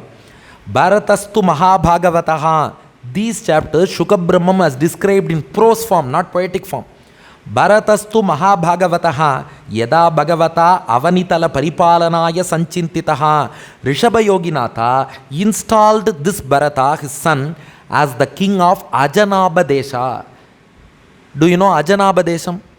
A country which emanated from the navel of Brahma. Naba means navel. Aja means Brahma. The country which emanated from the navel of Brahma. It was Ajanaba Desham. Rishabha installed Bharata as the king of Ajanaba Desham. Tad Anushasana Paraha Panchajanim Vishwarupa Duhitaram Upayeme. This Bharata, as per his father's advice, married Panchajani, who was the daughter of Vishwarupa. Vishwarupa's daughter Panchajani. She was the wife of Bharata. Bharata and Panchajani gave birth to 5 children: Sumatim, Rashtrabritam, Sudarshanam, Avaranam, Dhumraketum. Sumati, Rashtrabrit, Sudarshana, Avarana, Dhumraketu. 5 children. Since this Bharata ruled Ajanaba Desham, the name Ajanaba disappeared. Ajanamam nama etad varsham Bharatam iti yataha. Ajanaba came to be known as Bharata. That's our country, Bharata Desham. The initial name of our country was Ajanaba Desham because it came from Brahma's navel. But since Bharata ruled, the property of Bhagavan is called, yesterday we saw, Bhagavan's property is Bhagavatam, Bharata's property is Bharatam. That's why our country came to be known as Bharatam.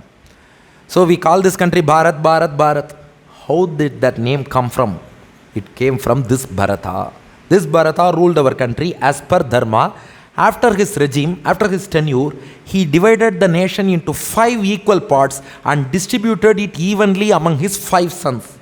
This Bharata retired to forest and became a Raja Rishi.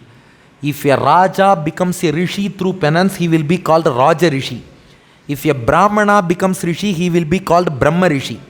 So he became a Raja Rishi, where Yatra Havava Bhagavan Hariradhyapi Tatratyanam Nijajananam Vatsalyena Sannidhapya Icharupena. See, the poetry of Shuka Brahmam itself is so sweet like poem. The prose itself is sweet as poetry to read or do Parayanam. Yatra Havava Bhagavan Hariradhyapi Tatratyanam Nijajananam Vatsalyena Sannidhapya Icharupena. He went to Salagram, Muktinath. We say Muktinath, right? Bharata went to Muktinath on the banks of Chakra river, and stayed in Pulaha ashramam. There was the hermitage of Rishi Pulaha. Bharata Raja Rishi stayed in Pulaha ashramam in Salagramam on the banks of Chakratirtham.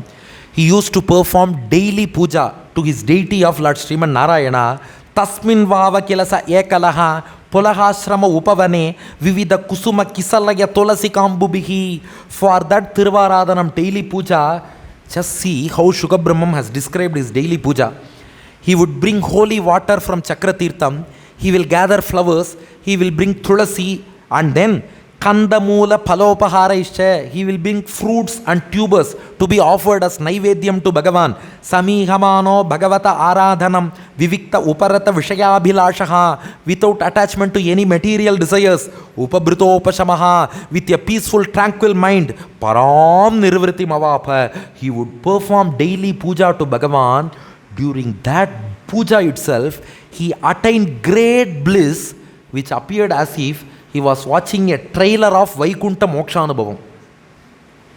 If we also do proper puja, Tiruvaradanam to Bhagavan every day in our homes, that 20 minutes of puja will appear as a trailer for the main picture of liberation in Vaikuntham. Because 20 minutes you are doing puja per day in this universe. If we go to the abode of Vaikuntham, permanently we are going to do the same. So this will be a trailer for that main picture. So Bharata attained great bliss and happiness just by doing puja to Bhagavan. Not only that, Sukabrahmam vividly describes the mode of performance of that puja. Bhagavati pravardamana anuraga bhara dhrutakritaya shaitilyaha. Once he goes into puja, Bharata's heart will start melting out of devotion. It was a devotional outpour. His heart will melt. Prakarsha vegena atmani udbidyamana roma pulaka kulaka. His body hairs will attain horripilation. Outkantya pravrite. His voice will get stammered. Pranaya bashpa niruddhavalokanayanah. He will shed tears of joy, love and devotion, and those tears will obstruct his vision. Evam nija ramana runa charana ravinda anudhyana parichita bhakti yogena paripluta paramaklada gambira krataya haravada gata dishanaha. While he performs this puja, his heart will get immersed, absorbed, engrossed in the nectarine ocean of devotion that Bhagavat Saparyamna Sasmare. He will forget himself. He will even forget that he was performing puja to Lord. That itself he will forget. That is the real puja. What is real puja means? You should forget that you are doing puja. That itself you should forget. But we forget puja and think about cricket score, social media. That's not real puja. You have to forget yourself. You have to forget the thing that you are doing puja also. You will go to a state of a trance.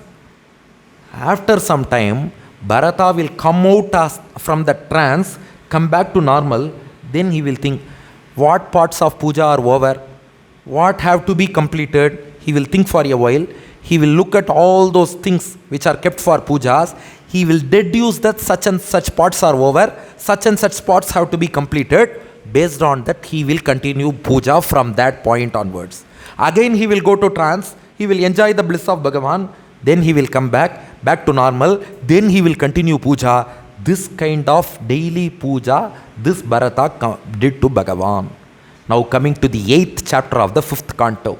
One day, one fine morning, Ekadatu Mahanadyam Kritabhishekan Ayyamikavasyakaha. This Bharata went to the river Chakratirtham, had a holy dip, Brahmaksharam Abhigrananaha, Muhurtatrayam Upadakanta Upaviveshe. He sat on the banks of the river and chanted Omkaram Pranavam.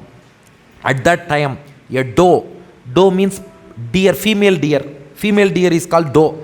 A pregnant doe came there to drink water from Chakratirtham. A lion roared at that time. Hearing the roar of the lion, the pregnant doe was frightened and it jumped and ran away. While the pregnant doe jumped, the fetus, fawn, baby deer is called fawn. The fawn in the uterus of that pregnant doe fell down as it jumped far away. It fell in the waters.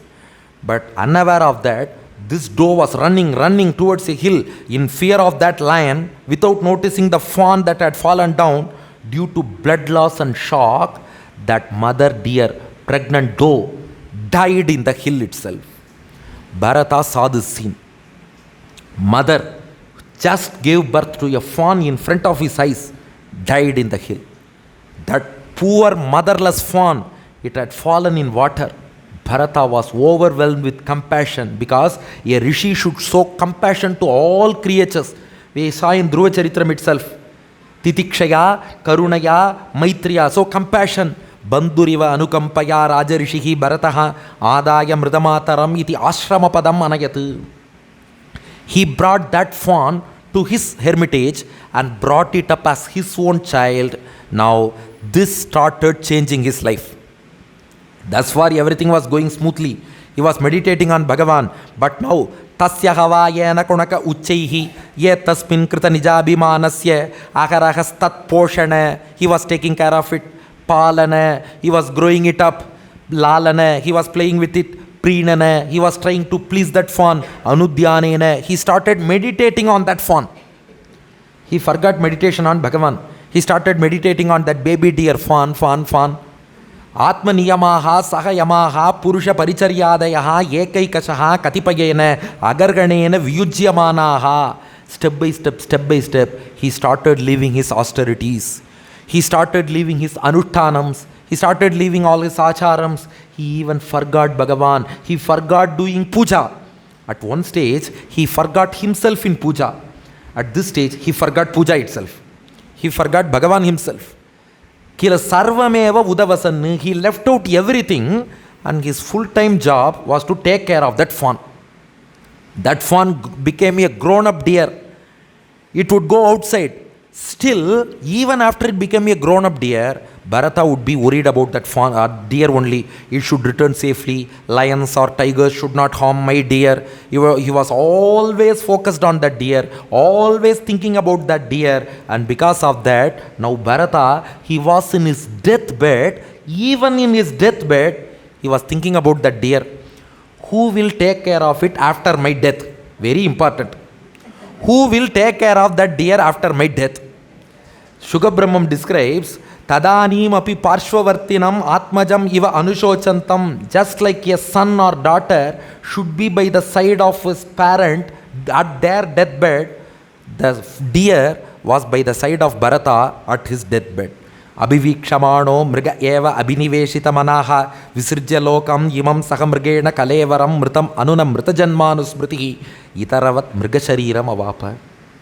Now this Bharata in deathbed, he looked at that deer. Oh my dear, oh my dear, oh my dear, who will take care of you? Who will take care of you after me? His full concentration was on the deer as he passed away. Since he passed away thinking of the deer, in his next birth, he himself was born as a deer. My friend said, then I will be born as currency note, he said. His entire Antimakala Smaranam, Krishna says, Yam yam vatpi smaran bhavam tyajetyante kalevaram. Whatever you think at the time of your death. He left his life thinking about the deer. He was born as a deer. But see, Bhagavan's blessing is there. Once a person involves himself in devotion, Bhagavan will not abandon that devotee. Though he was born as a deer, Bhagavan blessed him with the memory of previous birth. Now Bharata Raja Rishi, now Bharata deer, it was born in Kalanjara forest. Ityevam niguda nirvedo visrijya mrigi mataram punar bhagavat kshetram upashama shila munigana dayitam shalagramam pulastya pulahashramam Kalanjarat pratyagama. It started from Kalanjaram.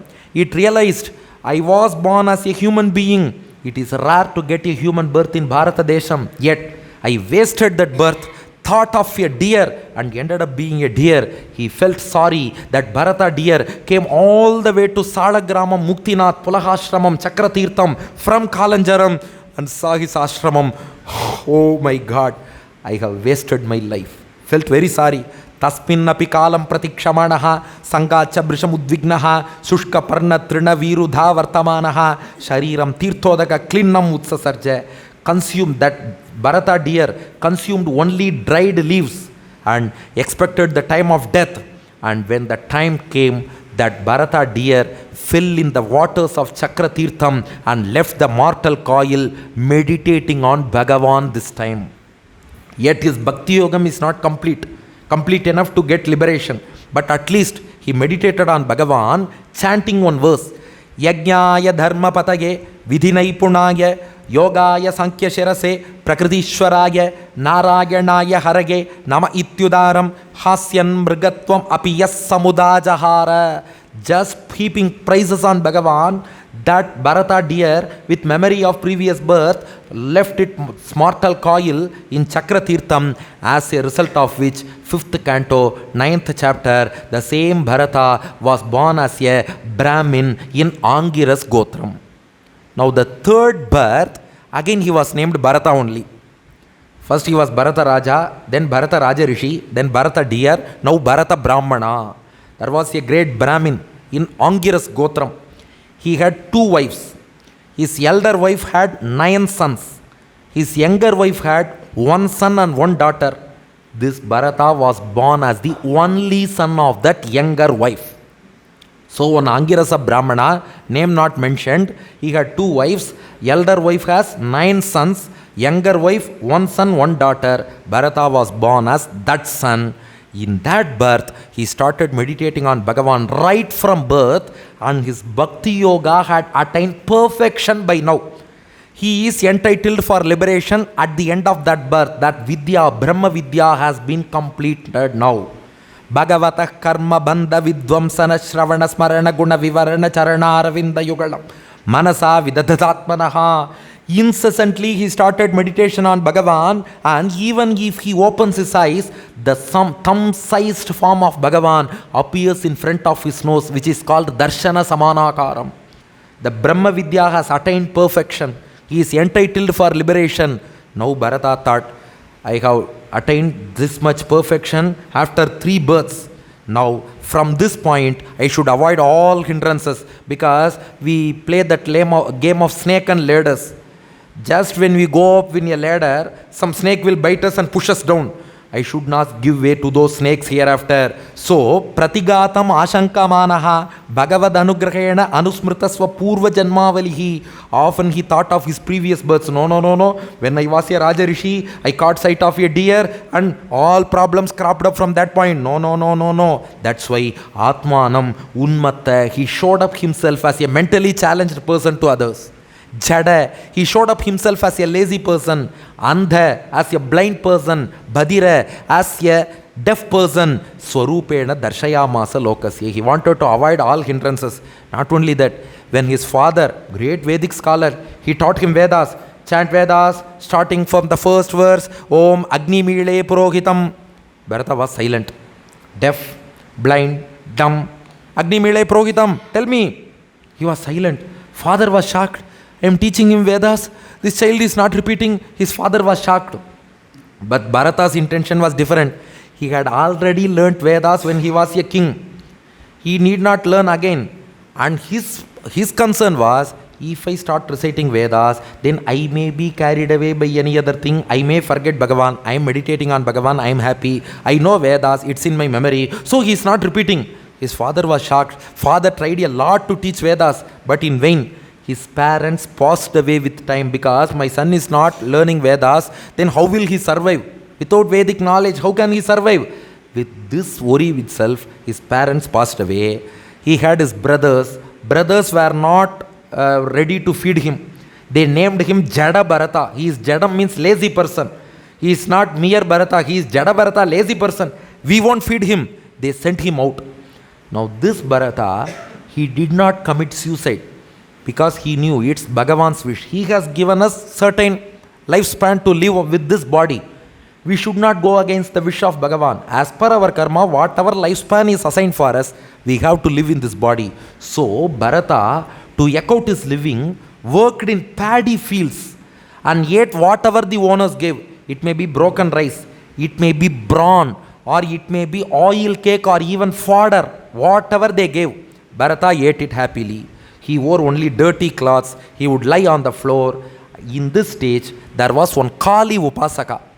That devotee of Kali wanted to give Narabali to Kali, seeking progeny. Narabali means sacrificing a human life to their favorite deity.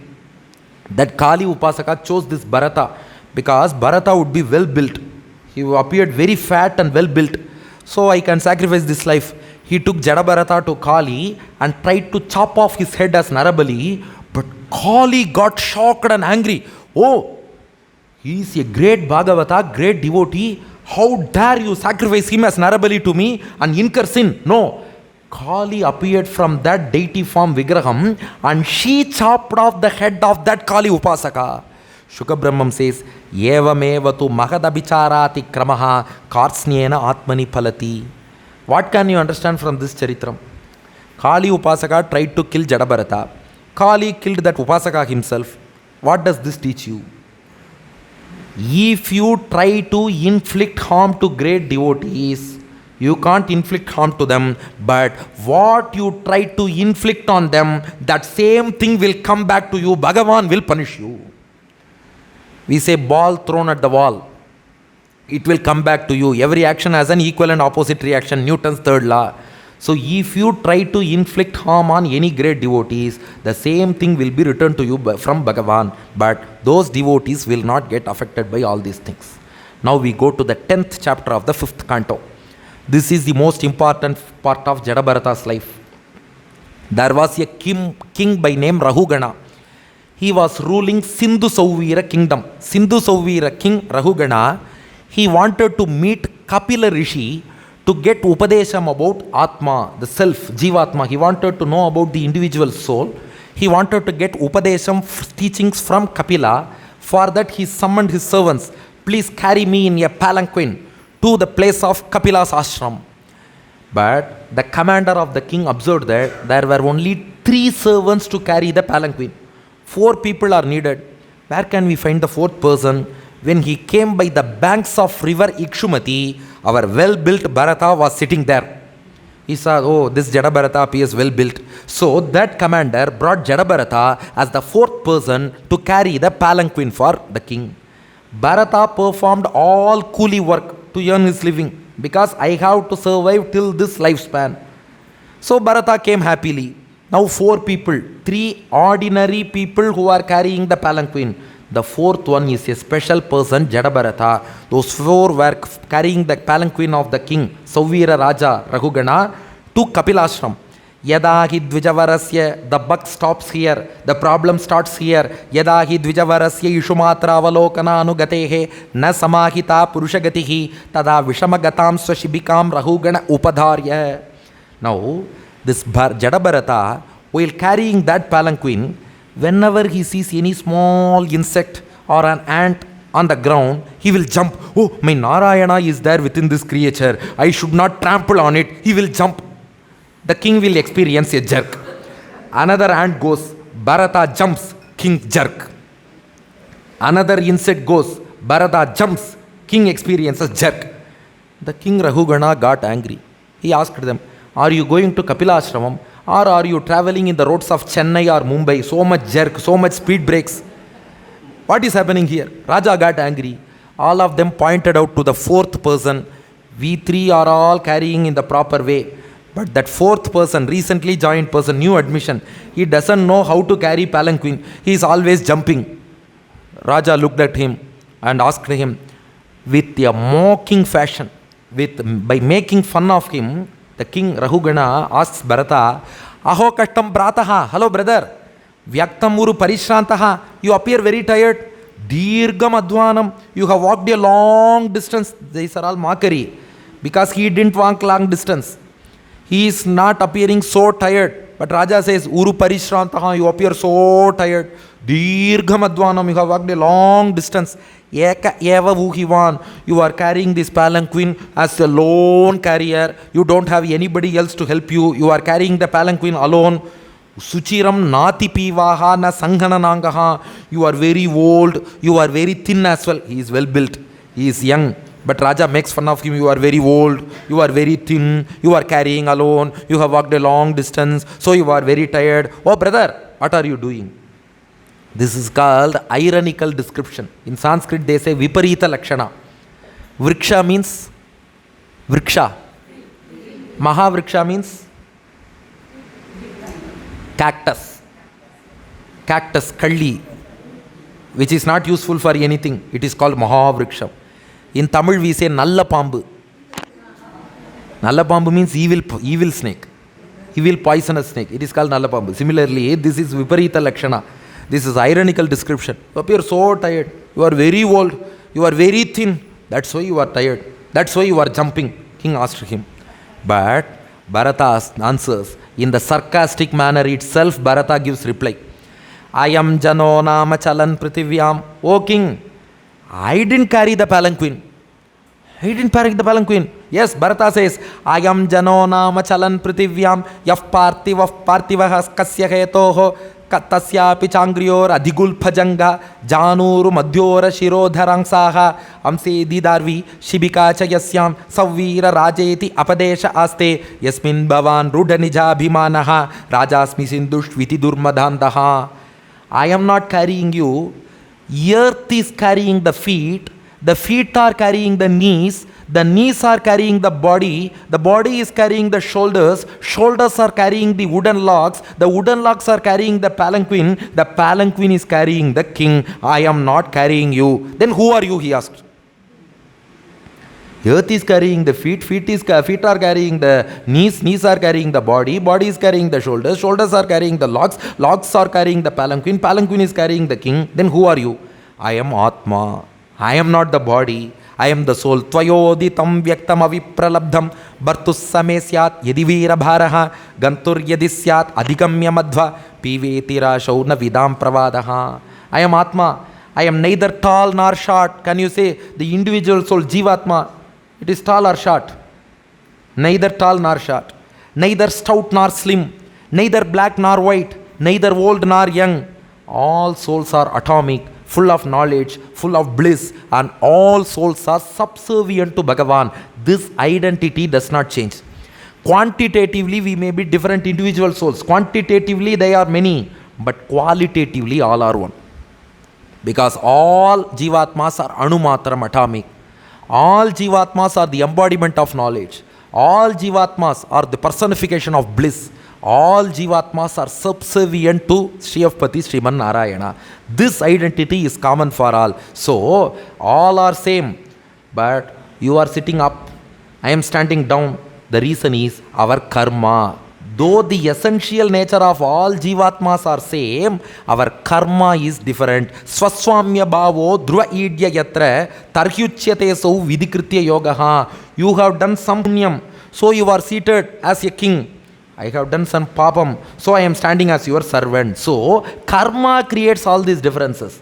Seeing the essential nature of Jivatma, there is no difference between any Jivatma. All are qualitatively one and the same.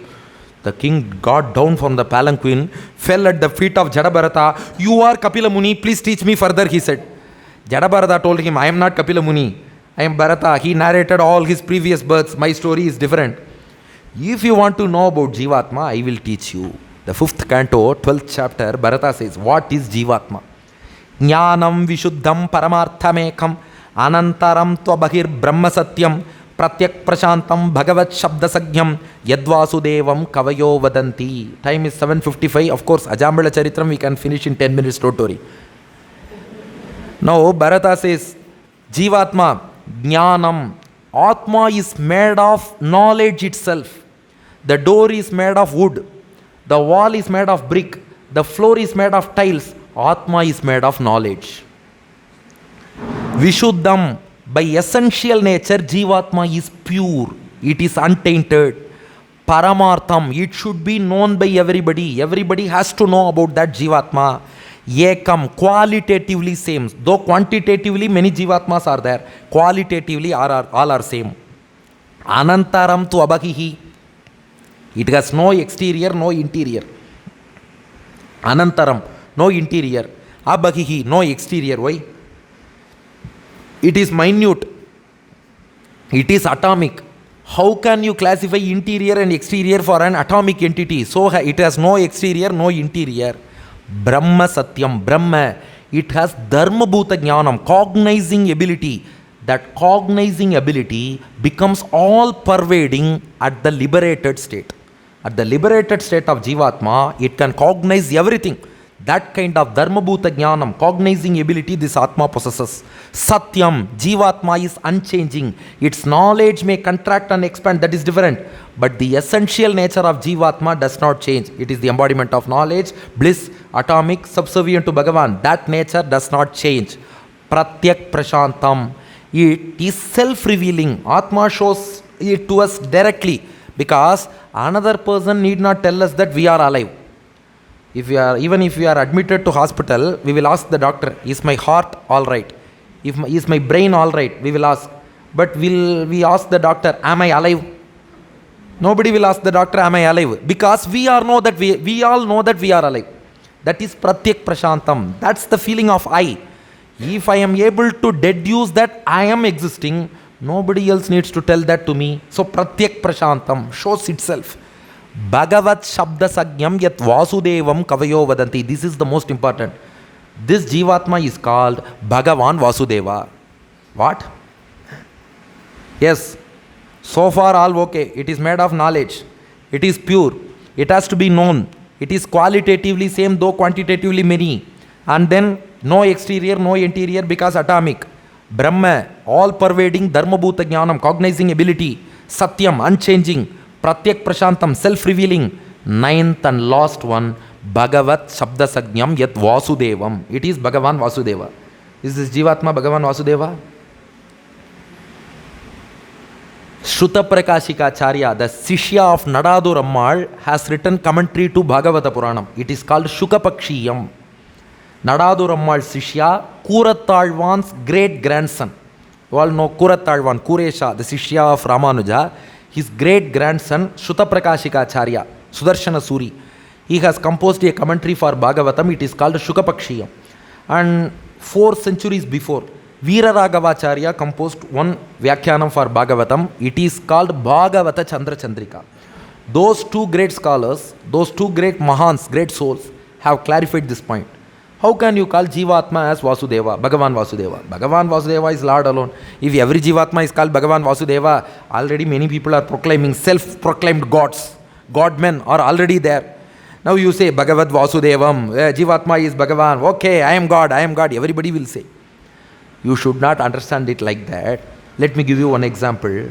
I told my friend, I am feeling thirsty, please give me a bottle of water. My friend bought a water bottle with water. I asked him, what have you brought? He told me, I have brought water for you. Now you tell me whether he brought water bottle or water. What did he bring? Water bottle or water? Water bottle or water? He says, I have brought water for you. But what does he carry in his hand? Water bottle. But that water bottle itself, he refers to as water and says, I have brought water for you. Take the example of a cup of tea. If you go to somebody's house, they will say, I will bring you tea. But he will bring a cup of tea. But he will say, take this tea. They will give you a tumbler of coffee and say, this is coffee. How can a tumbler become coffee? How can a cup become tea? How can a bottle be called as water? Because since water is inside that water bottle itself can be called as water. Since tea is within that cup itself can be called as tea. Since coffee is within that tumbler itself can be called as coffee. Similarly, since Paramatma is within this Jivatma can be called as Paramatma itself. But for that matter, will cup and tea become one and the same? No. Will tumbler and coffee become one and the same? No. Will bottle and water become one and the same? No. Similarly, Jivatma and Paramatma cannot become one and the same. They are different. But since water is in the bottle can be called water. Since tea is in the cup can be called tea. Since coffee is in the tumbler can be called coffee. Since Paramatma is within Jivatma, this Jivatma is called Yat Bhagavat Shabda Sagyam Yat Vasudevam Kavayo Vadanti. So that doesn't mean that Swarupa Aikyam, I and Bhagavan are one and the same. No. That's not possible at all. Actually, this Jivatma is also supported fully by Bhagavan. He is our essence inside. Because why our Acharyas quote this example is, if there is no water in the bottle, what will be the plight of that bottle? It will be in dustbin. If there is no Paramatma within this Jivatma, we will also be in dustbin only. Only because of that Paramatma water inside, this bottle Jivatma gets value. If in a shop somebody sells mere use and throw water bottle, without water who will buy? The water adds value to that bottle. Similarly, it's Paramatma who has given us life, who has given us shape. Everything is because of Paramatma. So, yet Bhagavat Shabda Sagyam, yet Vasudevam Kavayo Vadanti. Bharata finally concludes saying, Rahu Ganai Tat Tapasana Yati. Rahugana, this knowledge about Atma, being subservient to Bhagavan, cannot be attained by mere penance. Nachejaya, not by mere yagas. Nirvapanat Grihatva, not by mere sannyasam. Nachandasa Chaiva, not by mere reading of Vedas. Chaiva Jalagni Suryahi, not by meditating in fire or water or under the sun. The only way to get this knowledge of being Seshatvam, of being subservient to Bhagavan, this Seshatva Jnanam can be attained by Vina Mahatpada Rajobhishekam. You bath yourselves from the dust of the feet of devotees. Tondar Adipodi, Bhaktangri Renu. You take bath in the dust, sand of the feet of devotees. If you do so, you will get this Seshatva Jnanam of being subservient to Bhagavan. Now, Jadabharata completed his Upadesham. Rahugana got knowledge about this Atma. He meditated on the Lord, master of this Atma, Paramatma. Rahugana also attained liberation. Jadabharata, at the end of that birth, he also, by the prabhavam of his Brahma Vidya Bhakti Yogam, he also attained liberation. This drives home the fact that even if a devotee falters in between during his course of bhakti, suppose if he loses his path in the middle, don't worry, Bhagavan will not abandon or forsake that devotee. Bhagavan will correct him. He will redirect him back to the path of devotion. Just like Google Maps. Google Maps will show you the way. Suppose if you go along the wrong way, Google Maps will not scold you. It will reroute and redirect you to the proper way through another route. Similarly, Bhagavan will also ensure that we come back to the path of devotion. The benefit of listening to Jadabharata Charitra is, Ya idam Bhagavata sabhajita vadata gunakarmano rajarshehe bharatasya anucharitam swastyayanam. It gives you auspiciousness, Ayushyam, long life, Dhanyam, wealth, Yashasyam, fame, Swarga, Apavargyam, happiness on this earth, as well as bliss of liberation. Va Anushrunoti, Akyasyati, Abhinandati cha. The organizer, speaker, listeners, all get these benefits. Sarva eva asishaha atmanaha, ashastena kanchana parataha iti. They will accomplish all their wishes themselves without seeking the help of others. This is the greatest benefit of listening to Jadabharata Charitram. Hereafter, whatever you wish to accomplish, you need not seek the help of anybody else. You can accomplish it yourself. That is the greatness of Jadabharata Charitram. Now the last 10 minutes, we move into the 6th canto of Srimad Bhagavatam to enjoy Ajamila Charitram, because Ajamila Charitram is already known to all. I need not highlight the entire background. But there is one interesting conversation between Yamadutas and Vishnudutas. Just we will highlight that and conclude today's second day of this Bhagavata Saptaham. Now where are we? Southern banks of Ganges, Shukabrahmam in Acharya Peetam, Parikshitan Darba grass, Rishis all around. We are also in that Goshti only. Krishna is seated on our lap. 6th chapter, 6th canto, 1st chapter, 21st verse. Kanyakubje Dvijah Kashchit Dasi Patir Ajamilaha. In Kanyakubja city, there was a Brahmin by name Ajamila. In early years, he studied Vedas, observed austerities. But in later part of his life, Namna Nashta Sadacharaha Dasya Samsarga Dushitaha. In his latter part of his life, he met an immoral scarlet woman. He was mesmerized by that scarlet woman. He left out all his austerities. He married that immoral woman. Bandhyakshaihi Ketavaish Chauryehi Garhitam Vrittimastitaha. He performed all sinful activities, including gambling, robbery, murder, and all other sins, to earn money and satisfy that scarlet woman. Not only that, this Ajamila's father was a great Vedic Pandit. He had taught him all Vedas, and he had married a girl to him, to Ajamila, as per Vedic rituals. this Ajamila abandoned that wife out of Vedic marriage and led an illegal life with this immoral woman. Evam nivasatastasya lalayanasya tatsutan. He begot 10 sons from that immoral woman. The 10th son, he named him as Narayana because of that samskaram. He had learnt Vedas. That samskara perhaps prompted him to name the last son as Narayana. Kalotyagan Mahan Rajan Ashtashiti Ayushasamaha. He lived for 88 years. His most favorite thing in the universe was his 10th son, last son. Because for every father, the youngest son is the dearest son. So, tasya pravayasaf putraha dashatesham tu yovamaha balo narayana namna pitroscha daito brisham. He will always think of his 10th son Narayana.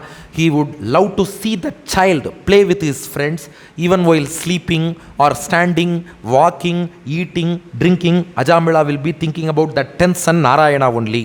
At this stage, 88 years of life was over. Now, Yamadutas tried to catch hold of this Ajamila and take him to the abode of Yama. Nishamya mriyamanasya mukhato harikirtanam bharturnama maharaja Parshadas Sahasapatan. Now, Yamadutas, 3 Yamadutas came with a whip to take away Ajamila. Sapa Sahastan Strin Drittva Purushan Brishadarunan Vakratundan Urdhvaromna Atmanam Netumagatan. They tried to take this Ajamila to Yamaloka. Ajamila was frightened on seeing those Yamadutas, their fierce form. He was frightened. Immediately, he was attached to whom? Narayana, last son. He called out, Dure Kridanaka Saktam. That Narayana was playing somewhere. Putram Narayana Kvayam Plavitena Swarena Uchaihi Ajuhava Akulendriyaha. With extreme fear and grief, he screamed out loudly Narayana once. But this Narayana scream did not fall in the ear of that Narayana.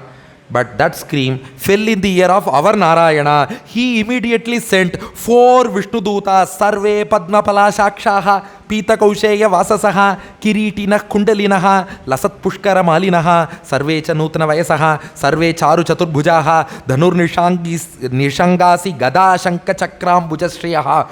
4 Vishnudutas appeared. They stopped Yamadutas. You should not take him to Yamaloka, he said.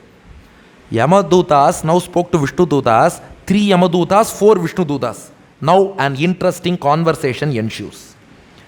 Yamadutas asked Vishnudutas, why are you preventing us from doing our duty? We are all government employees. We are trying to execute our duty. You are trying to stop us. Vishnudutas asked them, wait, why are you taking him to Yamaloka? The Yamadutas told them, no, he has committed a lot of sins. We have to punish him for all the sins he had committed. That's why we are taking him to Yamalokam. From there he will be transferred to different types of hells like Andakupam, Kumbipakam, Rauravam, Maharauravam, Asipatravanam. Everywhere he has to go and endure the sufferings. Vishnudutas told them, he has already performed atonement for those sins. Atonement, Prayashchitam. He has already performed Prayashchitam, atonement for those sins. Why should you punish him thereafter? Yamadutas asked, what atonement did he do? Vishnudutas replied, Ayam hi krita nirveshaha janma koti amhasamapi yad vyajahara vivashaha nama swastyayanam harehe yada narayana iti jagada chaturaksharam. The 4 letters, na, he chanted. Those 4 letters are enough to relieve him of all the sins. Yamadutas laughed sarcastically and said, how these 4 letters can remove all the sins he had committed till 88 years of age. He has killed many people. He has robbed many people. He has gambled. He has abandoned his wife married through Vedic rituals. He has abandoned his father. He has left out all his swadharma. For a Brahmana, his anutthanam is important. He left out everything. How all those sins will vanish? Now Vishnudutas replied, no, yada narayaneti jagada chaturaksharam stena surapo mitradrig brahmaha gurutalpagaha striraja pitrgohanta yecha patakino pare. Whatever sins, how much sins one might have committed, but once you chant Narayana Nama once, all those sins will get destroyed. How? One example. A room had been dark for around 1000 years. You light a lamp in that dark room. How long will it take for the light from the lamp to illuminate the room? Immediately. No, no, no. It was dark for 1,000 years. So the light of the lamp will also take another 1,000 years to illuminate the room, one fellow said. Is it so? No. Once the lamp is lit, the room will get illuminated. Narayana Nama is like lamp. The room might have been dark for 1,000 years, crores of years. That doesn't matter. You might have committed sins for 1,000 years, 10,000 years. Doesn't matter. Once the name of Narayana is lit like a lamp in your heart, it immediately destroys all the darkness of your sins. So one chant of Narayana is enough to remove all your sins. Now Yamaduta said, no, no, no, no, no.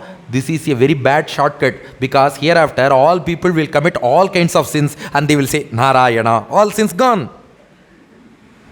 This is a wrong shortcut. Vishnuduta said, you haven't understood the glory of Narayana Nama. Naikantikam tadhi kritepi nishkrite manah punar dhavati cheta satpathe tatkarma nirharam abhipsatam harehe gunanuvadah khalu sattva bhavanaha.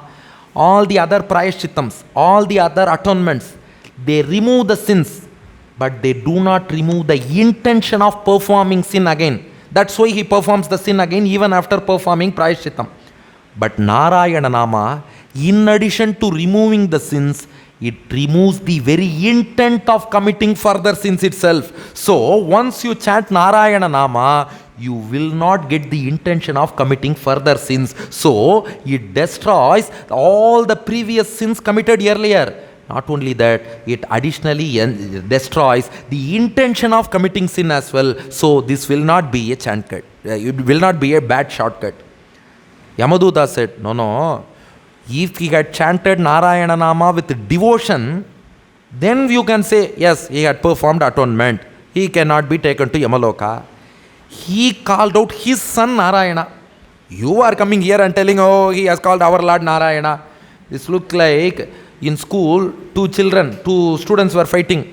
One boy looked at the other boy and said, you are an idiot. This boy said, you are an idiot. This boy said, you are an idiot. That boy said, you are an idiot. The teacher came.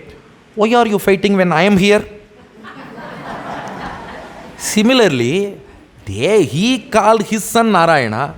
You come in between, they have called our Lord Narayana. He didn't chant knowingly. Now Vishnudutas answered, no problem. Even if you chant the name of Bhagavan unknowingly, it will still give you the blessings of Bhagavan. Sanketyam parihasyam va stobam helanam eva va. Sanketyam means casually. One fellow said, I went to Chennai from Mumbai in the flight. While my flight was going towards Chennai, it flew above Tirumala Tirupati. That fellow said. He did not say with devotion. But Bhagavan said, you have uttered my Divya Desham's name, Tirumala Tirupati. You have done Nama Sankirtanam, I will bless you. Sanketyam, casual mention. Parihasyam. Parihasyam means joke. During joke, if we say Bhagavan Namam, Bhagavan will say, yes, he has performed Nama Sankirtanam. 3. Stobam. Sometimes during singing, they have to fill up some alapanas during singing. Srimati Rajalakshmi Varadachari from Kodaikudam, from Kumbakonam, she has come here. All the way from Kumbakonam, she is 87 years old. Just to sing Divya Prabandham, she has come here. They all, during their music, they use some fillers to fill the swaras. For that, a person filled the swaram as Hari. Bhagavan said, he has chanted my name. Not only that, Helanam Evava. Even to slander or insult Bhagavan, if you utter the name of Bhagavan, even to scold or insult him, that itself also will give you merit of chanting the names of Bhagavan. Sankirtitam agam pumso dahet yedho yathanalaha. Shukabrahmam gives 2 examples. One, if you touch fire, either knowingly or unknowingly, if you touch fire, it will burn your finger. If you chant Bhagavan Nama, knowingly or unknowingly, it will burn your sins, like fire burning finger. 2. Yathagadam viryatamam upayuktam yadrichaya. If you consume a tablet, knowingly or unknowingly, once you consume a tablet, disease will get cured. If you take paracetamol Dolo 650, whether you take it knowingly or unknowingly, it will cure fever. Similarly, if you take Bhagavan Nama knowingly or unknowingly, it will cure the disease of samsara. So you should not take this Ajamila with you. Yamadutas went back to Yama and they asked Yama, who is the Lord of this earth? Please tell me. Because thus far we thought that Yama is the Lord for all. But is there any Lord higher than you? Because Vishnu Dutas stopped us from doing our duty. Yama called them, whispered in their ears, who told you that I am the Lord of the universe? I am not the Lord. Paro madanyo jagatastastushaschya otam protam patavat yatra vishwam. Just like the cloth, it is woven as warp and woof. They say otam protam in Sanskrit, pavu voodi in Tamil, warp and woof in English. Horizontal and vertical fibers we see, right? Warp and woof. Just like a cloth is woven as warp and woof, the universe is woven as warp and woof on the substrate of Bhagavan. He is the Lord of all.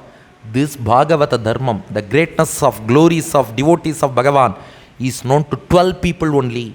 Yama knows past, present and future. So he says those 12 people, Swayambhuhu, Brahma, Narada, Shambhuhu, Shiva, Kumaraha, Sanat Kumara, Kapilar, Manuhu, Swayambhu Manu, Prahlada, Janaka Maharaja, Bhishma, Balihi, Mahabali Chakravarti, Vayasakihi, Shuka Brahmam, Vayam, finally Yama. These 12 people, Dwadashaite Vijanimo Dharmam Bhagavatam Bhataha. We alone know. Never go near people who chant the names of Bhagavan. Never go near people who are prapannas, who have surrendered to Bhagavan, because they are our masters.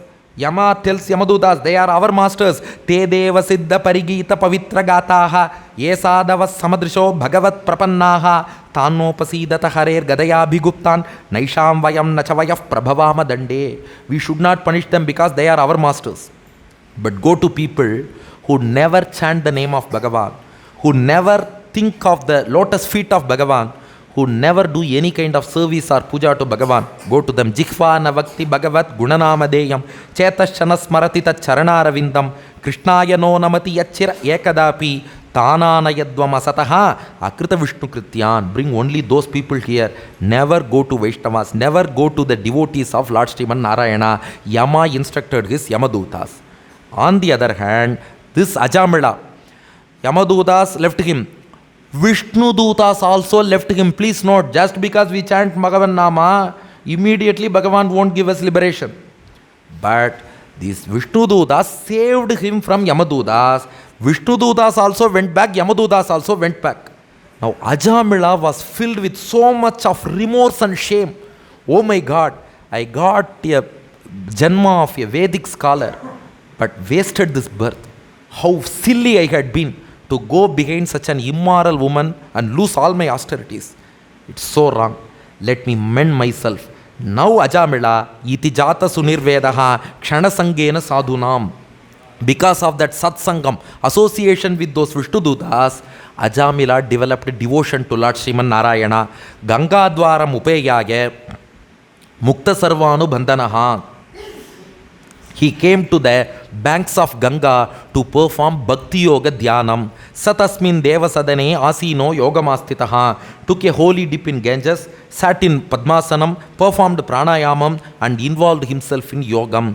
Pratyahritendriya gramaha yuyoja mana atmani. He yoked his senses into the mind into the Jivatma, and focused the Jivatma towards Paramatma. Tato gunebhya atmanam viyujyatma samadhina yuyuje bhagavaddamni brahmanya anubhavatmani. As he completed this Bhakti Yogam, again the same four Vishnu Dutas came in front of Ajamila. Then only granted him moksha. He performed Bhakti Yogam. So Nama Sankirtanam and Satsangam will take you to the next level of devotion. Only if you perform Bhakti Yogam or Sharanagati, Bhagavan will give you moksham. So yerhi uparata dhistasmin adrakshit purushan puraha upalabhya upalabdhan prak vavande sharasadvijaha. Those same four Vishnudutas appeared in front of him. Ajamila worshipped them. They took Ajamila to Vaikuntha in a divine flight, a divine vimanam. Hitva kalevaram tirthe Gangayam darshanadanu. He left his mortal coil at the banks of river Ganga. Sadhya surupam jagrihe Bhagavat parshvavartina. Ajamila attained a divine celestial body which was similar to Vishnudutas. Sakam vihayaso vipraha mahapurusha kinkaraihi haimam vimanam aruhya yayo yatra shriyavpatihi. Boarding that celestial flight, Ajamila went to the abode of Lord Sriman Narayana, Vaikuntha Lokam. Those who listen to this Ajamila Charitram will get the following benefits, says Shukabrahmam. Ya evam paramam guhyam itihasam agapaham. It removes all our sins, but it is a very secret Charitram which teaches about Bhagavan Nama Vaibhavam. Shrunuyat Shraddhaya Yuktaha Yascha Bhaktyanu Kirtayet Navaisa Narakam Yati. Whoever listens to this with faith will never end up in hell hereafter. We will never go to hell hereafter. Nekshito Yamakinkaraihi. Yamakinkaras, Yamadutas will never come in our way hereafter. Yadyapi Amangalo Martyaha Vishnuloke Magiyate. Shukabrahmam says one important message here. Just because Ajamila chanted Bhagavan Nama unknowingly, it is not a rule that we should also chant Bhagavan Nama thinking of somebody else or something else, not like that. How you should understand is, Ajamilopi agadama kim punas shraddhayagrinan. If Ajamila himself can attain Vaikuntham, why can't we chant Bhagavan Nama with more concentration, devotion and focus and attain Vaikuntha more easily? So we should take it that way only. Putana gave poisonous milk to Krishna and attain moksham. So can we do the same? We should offer good milk to Krishna and attain moksham easily. That's the way we have to take it. Similarly, let us chant the names of Bhagavan with all devotion and concentration, knowing the attributes mentioned by those namas, so that we will also get the blessings of Bhagavan and surrender us at his feet and attain liberation. With this, I conclude day 2 of this Bhagavata Saptaham with these 3 charitrams. Now tomorrow, again 3 charitrams. From the 6th canto, we have got one powerful hymn called Narayana Kavacham. Please come by 6 p.m. tomorrow. A very, very powerful hymn which protects all our body parts at all times. It is called Narayana Kavacham. Very powerful hymn in Bhagavatam. We will see it exactly at 6 p.m. tomorrow, followed by Prahlada Charitram, because Narasimha also incarnated at sunset only, dusk. So during that sunset period, Sandhya Kalam, we will experience Narasimha Avataram and Prahlada Charitram. Finally end with Gajendra Moksham tomorrow.